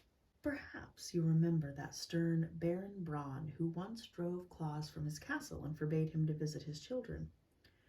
Well, many years afterward, when the old Baron was dead and his son ruled in his place, the new Baron Braun came to the house of Claus with his train of knights and pages and henchmen and, dismounting from his charger, bared his head humbly before the friend of children. "My father did not know your goodness and worth," he said, "and therefore threatened to hang you from the castle walls. But I have children of my own, who long for a visit from Santa Claus, and I have come to beg that you will favor them hereafter as you do other children." Claus was pleased with this speech, for Castle Braun was the only place he had never visited, and he gladly promised to bring presents to the Baron's children the next Christmas Eve. The Baron went away contented, and Claus kept his promise faithfully. Thus did this man, through every goodness, conquer the hearts of all, and it is no wonder he was ever merry and gay, for there was no home in the wide world where he was not welcomed more royally than any king. Old Age. Chapter 1st. The Mantle of Immortality. And now we come to a turning point in the career of Santa Claus, and it is my duty to relate the most remarkable that has happened since the world began or mankind was created. We have followed the life of Claus from the time he was found a helpless infant by the wood nymph Necile and reared to manhood in the great forest of Burzee, and we know how he began to make toys for children and how, with the assistance and goodwill of the immortals, he was able to distribute them to the little ones throughout the world. For many years he carried on this noble work, for the simple, hard-working life he led gave him perfect health and strength. And doubtless a man can live longer in the beautiful Laughing Valley, where there are no cares and everything is peaceful and merry, than in any other part of the world. But when many years had rolled away, Santa Claus grew old. The long beard of golden brown that once covered his cheeks and chin gradually became gray, and finally turned to pure white. His hair was white too, and there were wrinkles at the corners of his eyes, which showed plainly when he laughed. He had never been a very tall man, and now he became fat, and waddled very much like a duck when he walked. But in spite of these things, he remained as lively as ever, and was as jolly and gay, and his kind eyes sparkled as brightly as they did that first day when he came to the Laughing Valley. Yet a time is sure to come when every mortal who has grown old and lived his life is required to leave this world for another, so it is no wonder that, after Santa Claus had driven his reindeer on many and many a Christmas Eve, those staunch friends finally whispered among themselves, that they had probably drawn his sledge for the last time. Then all the forest of Burzee became sad, and all the Laughing Valley was hushed, for every living thing that had known Claus had used to love him and to brighten at the sound of his footsteps or the notes of his merry whistle. No doubt the old man's strength was at last exhausted, for he made no more toys, but lay on his bed as in a dream. The nymph Necile, she who had reared him and been his foster mother, was still youthful and strong and beautiful, and it seemed to her but a short time since this aged, gray-bearded man had lain in her arms and smiled at her with his innocent baby lips. In this is shown the difference between mortals and immortals. It was fortunate that the great Ak came to the forest at this time. Necile sought him with troubled eyes and told him of the fate that threatened their friend Claus. At once the master became grave, and he leaned upon his axe and stroked his grizzled beard thoughtfully for many minutes. Then suddenly he stood up straight and poised his powerful head with firm resolve and stretched out his great right arm as if determined on doing some mighty deed. For a thought had come to him so grand in its conception that all the world might well bow before the master woodsman and honor his name forever. It is well known that when the great Ak once undertakes to do a thing, he never hesitates an instant. Now he summoned his fleetest messengers and sent them in a flash to many parts of the earth, and when they were gone he turned to the anxious Necile and comforted her, saying, "Be of good heart, my child. Our friend still lives.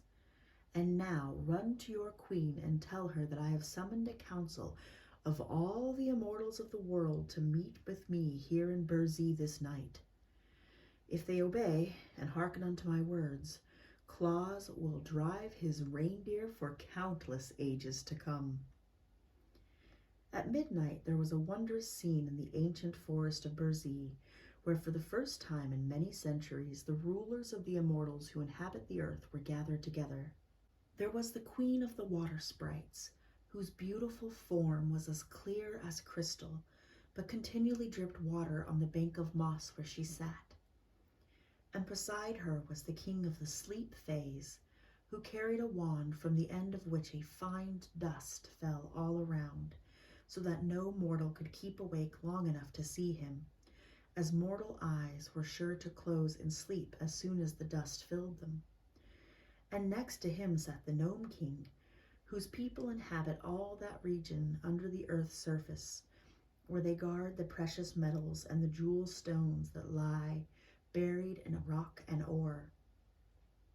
At his right hand stood the king of the sound imps, who had wings on his feet, for his people are swift to carry all sounds that are made. When they are busy, they carry the sounds but short distances, for there are many of them, but sometimes they speed with the sounds to place miles and miles away from where they are made. The king of the sounds imps had an anxious and careworn face, for most people have no consideration for his imps, and especially the boys and girls make a great many unnecessary sounds which the imps are obliged to carry when they might be better employed. The next in the circle of immortals was the king of the wind demons, slender of frame, restless and uneasy at being confined to one place for even an hour.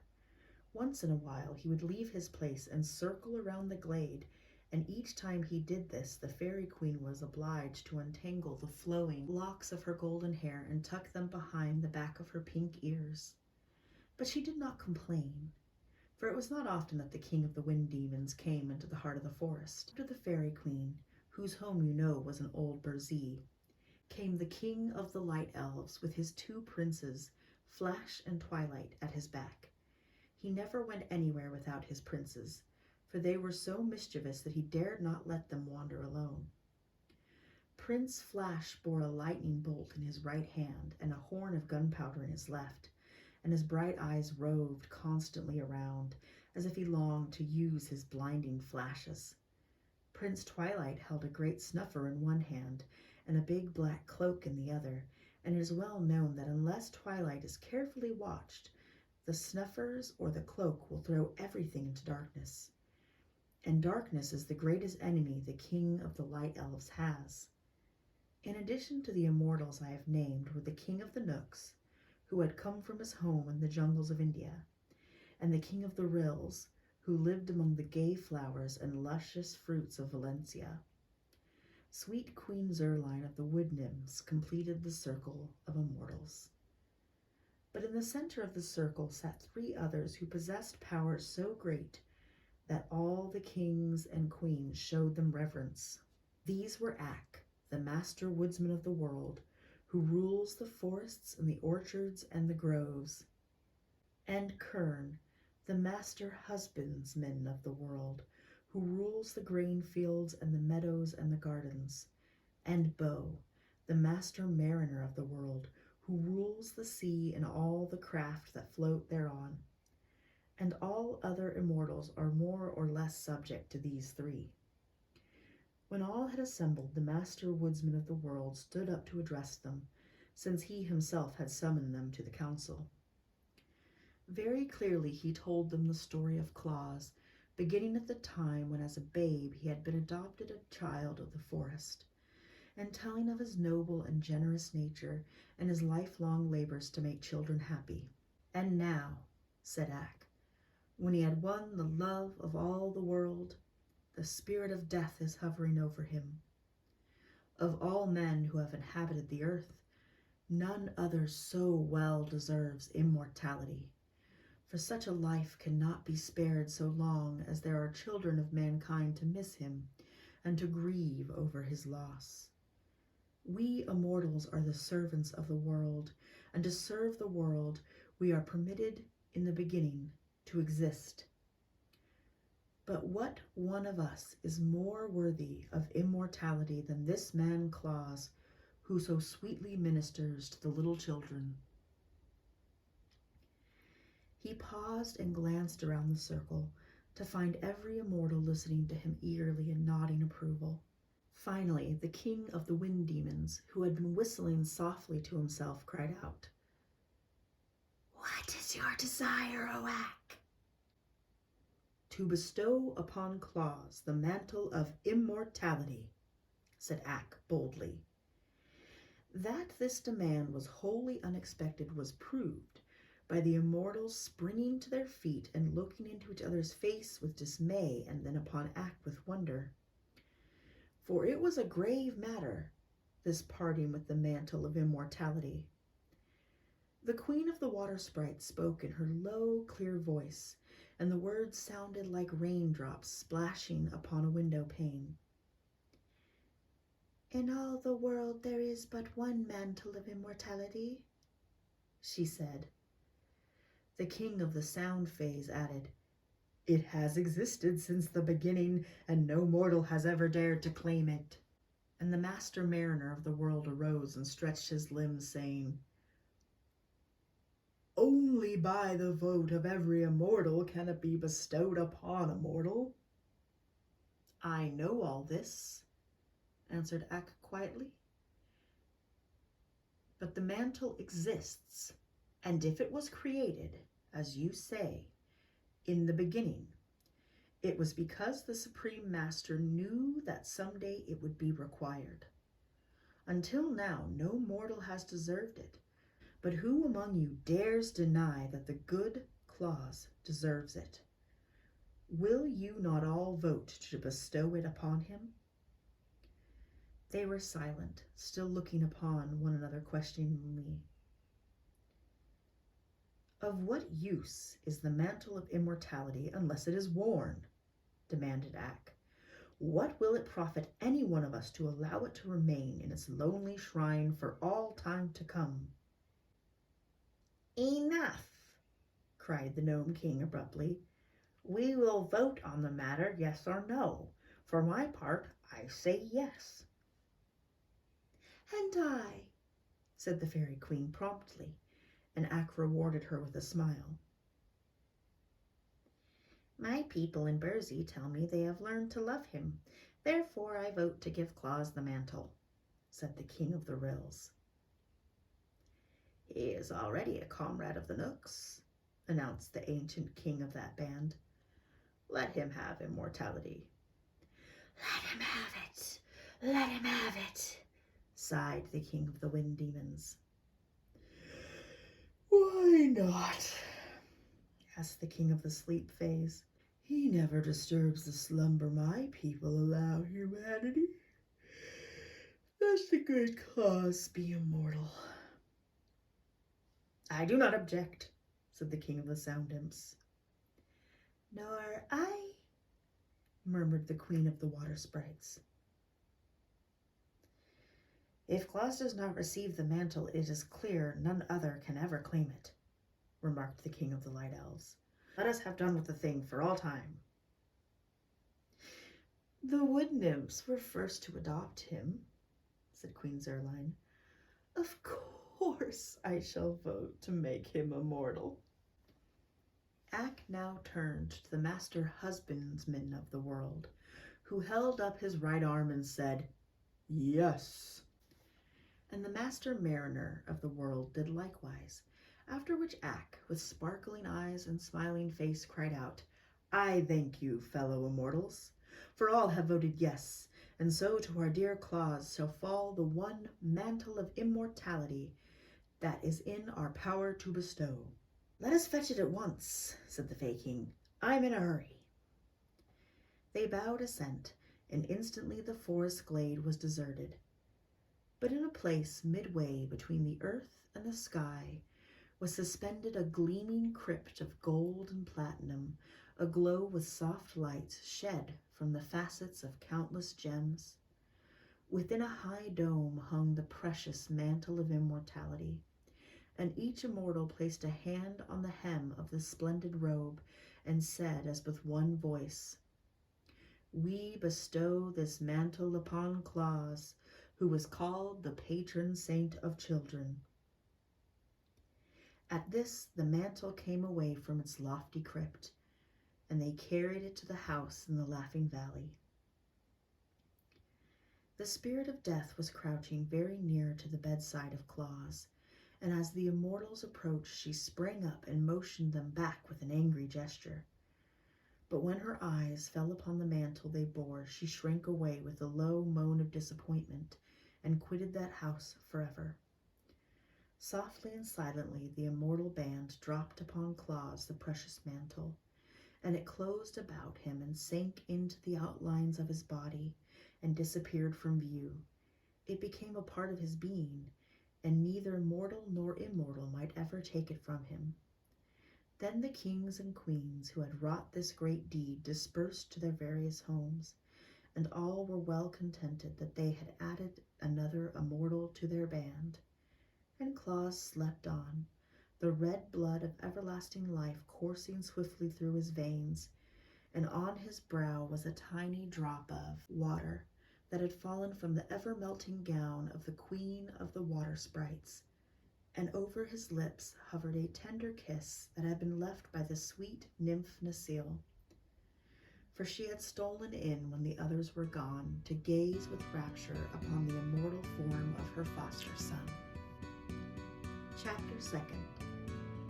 When the World Grew Old. The next morning, when Santa Claus opened his eyes and gazed around the familiar room, which he had feared he might never see again, he was astonished to find his old strength renewed, and to feel the red blood of perfect health coursing through his veins. He sprang from his bed and stood where the bright sunshine came in through his window and flooded him with its merry dancing rays.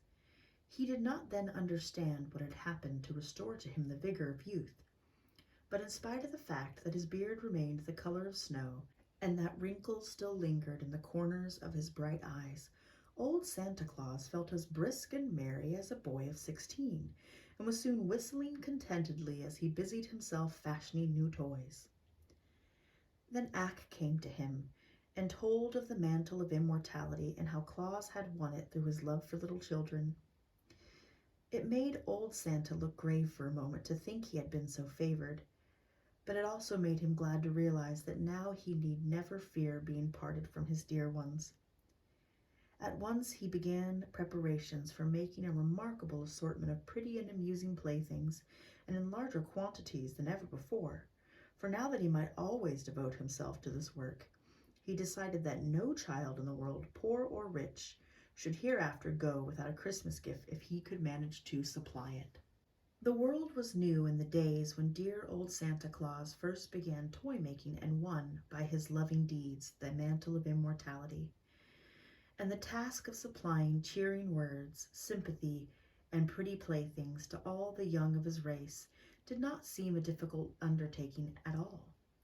But every year more and more children were born into the world, and these, when they grew up, began spreading slowly over the face of the earth, seeking new homes, so that Santa Claus found each year that his journeys must extend farther and farther from the Laughing Valley, and that the packs of toys must be made larger and larger.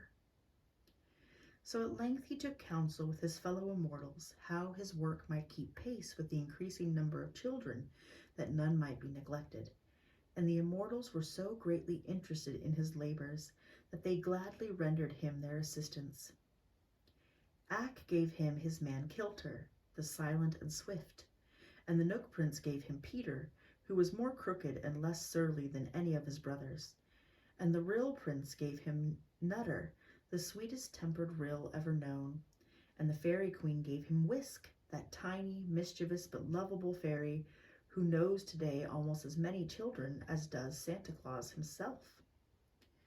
With these people to help make the toys and to keep his house in order and to look after the sledge and the harness, Santa Claus found it much easier to prepare his yearly load of gifts, and his days began to follow one another smoothly and pleasantly.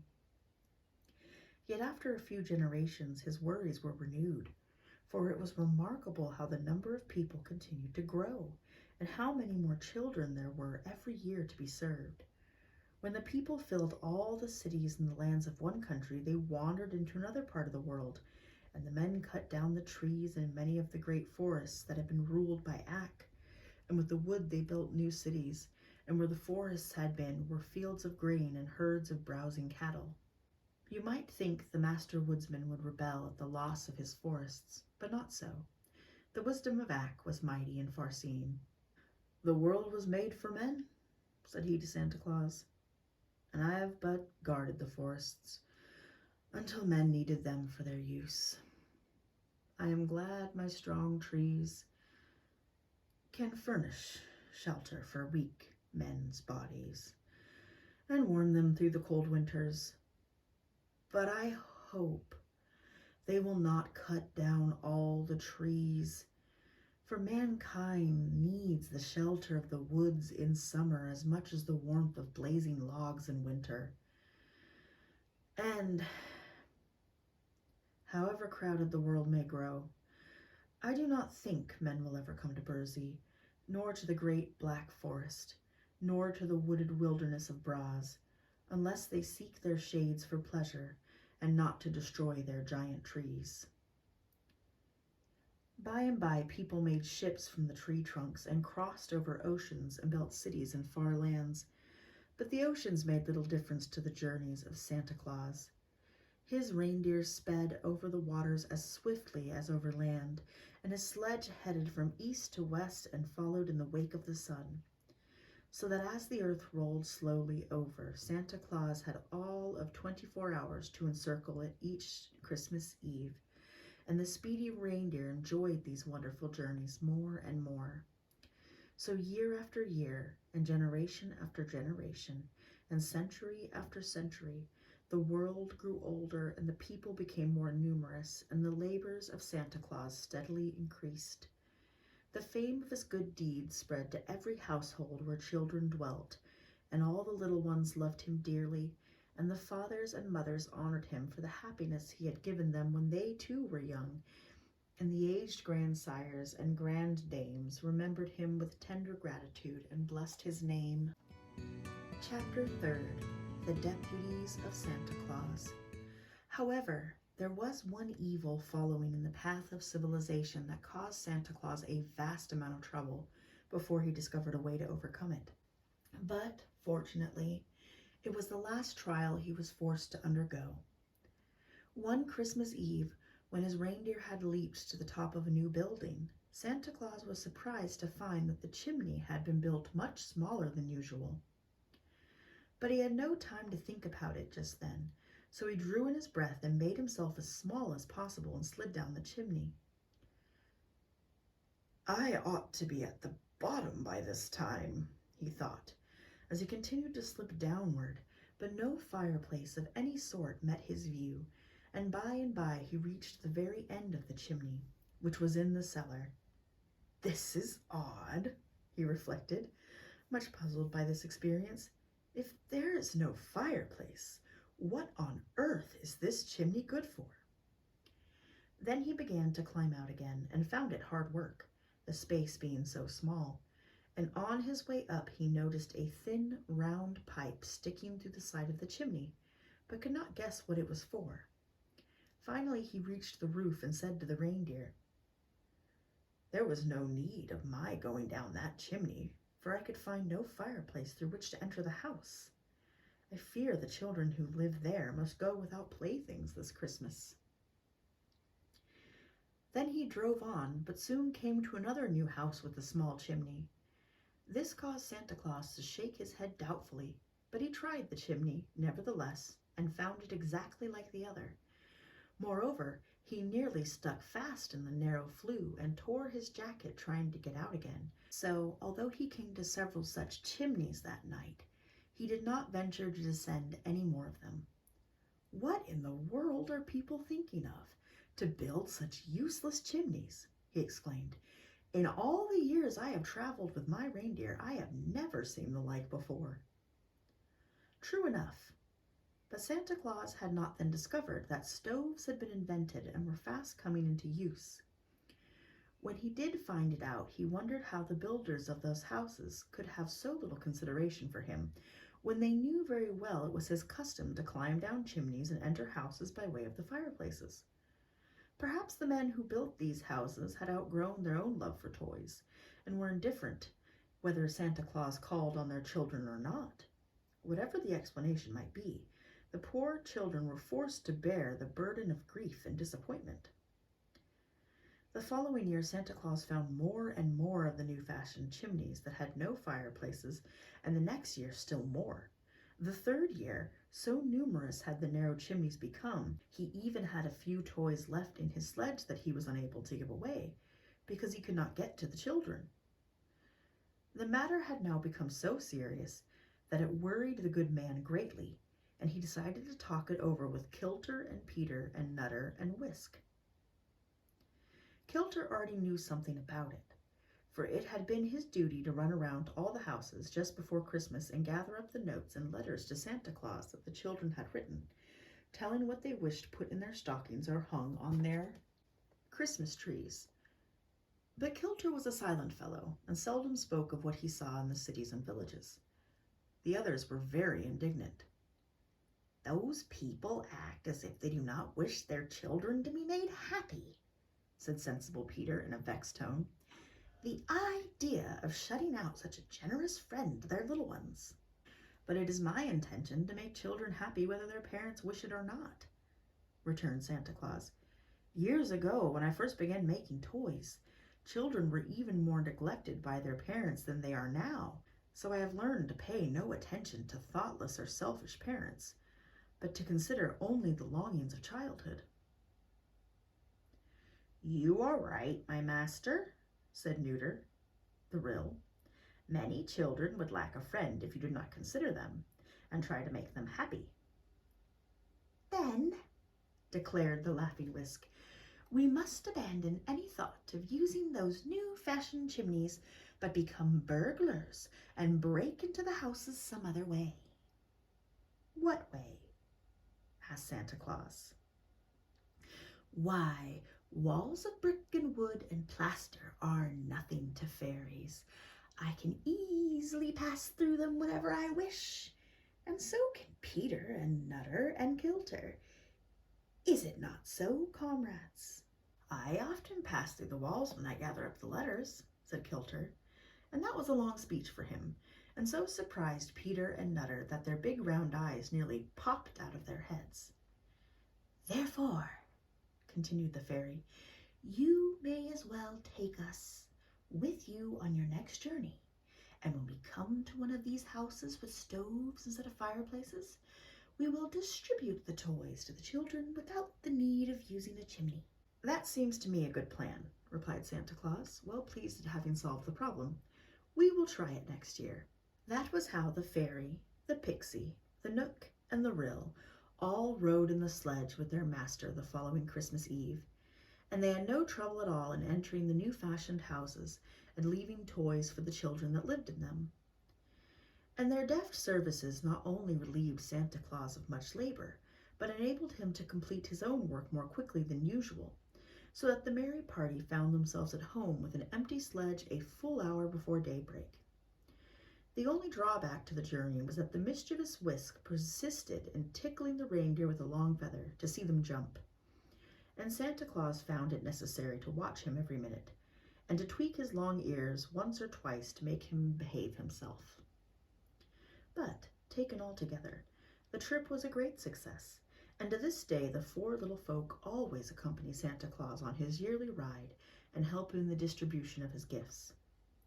But the indifference of parents, which had so annoyed the good saint, did not continue very long, and Santa Claus soon found they were really anxious he should visit their houses on Christmas Eve and leave presents for their children.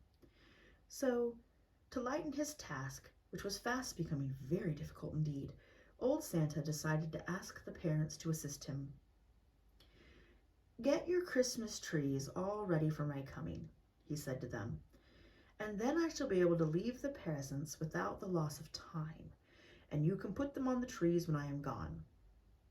And to others he said, "See that the children's stockings are hung up in readiness for my coming, and then I can fill them as quick as a wink." And often, when parents were kind and good-natured, Santa Claus would simply fling down his package of gifts and leave the fathers and mothers to fill the stockings after he had darted away in his sledge.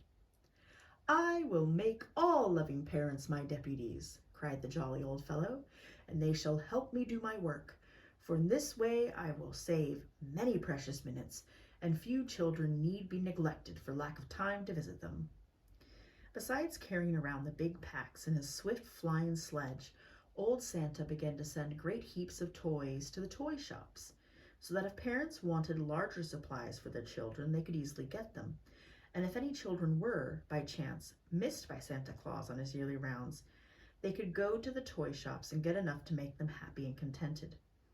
For the loving friend of the little ones decided that no child, if he could help it, should long for toys in vain, and the toy shops also proved convenient whether a child fell ill or needed a new toy to amuse it, and sometimes on birthdays, the fathers and mothers go to the toy shops and get pretty gifts for their children in honor of the happy event.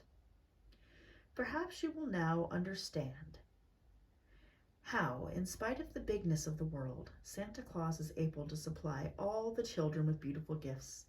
To be sure, the old gentleman is rarely seen in these days, but it is not because he tries to keep out of sight, I assure you. Santa Claus is the same loving friend of children that in the old days used to play and romp with them by the hour, and I know he would love to do the same now if he had the time. But, you see, he is so busy all the year making toys, and so hurried on that one night when he visits our homes with his packs, that he comes and goes among us like a flash, and it is almost impossible to catch a glimpse of him. And although there are millions and millions more children in the world than there used to be, Santa Claus has never been known to complain of their increasing numbers. "The more the merrier," he cries, with his jolly laugh, and the only difference to him is the fact that his little workmen have to make their busy fingers fly faster every year to satisfy the demands of so many little ones. "In all this world there is nothing so beautiful as a happy child," says good old Santa Claus.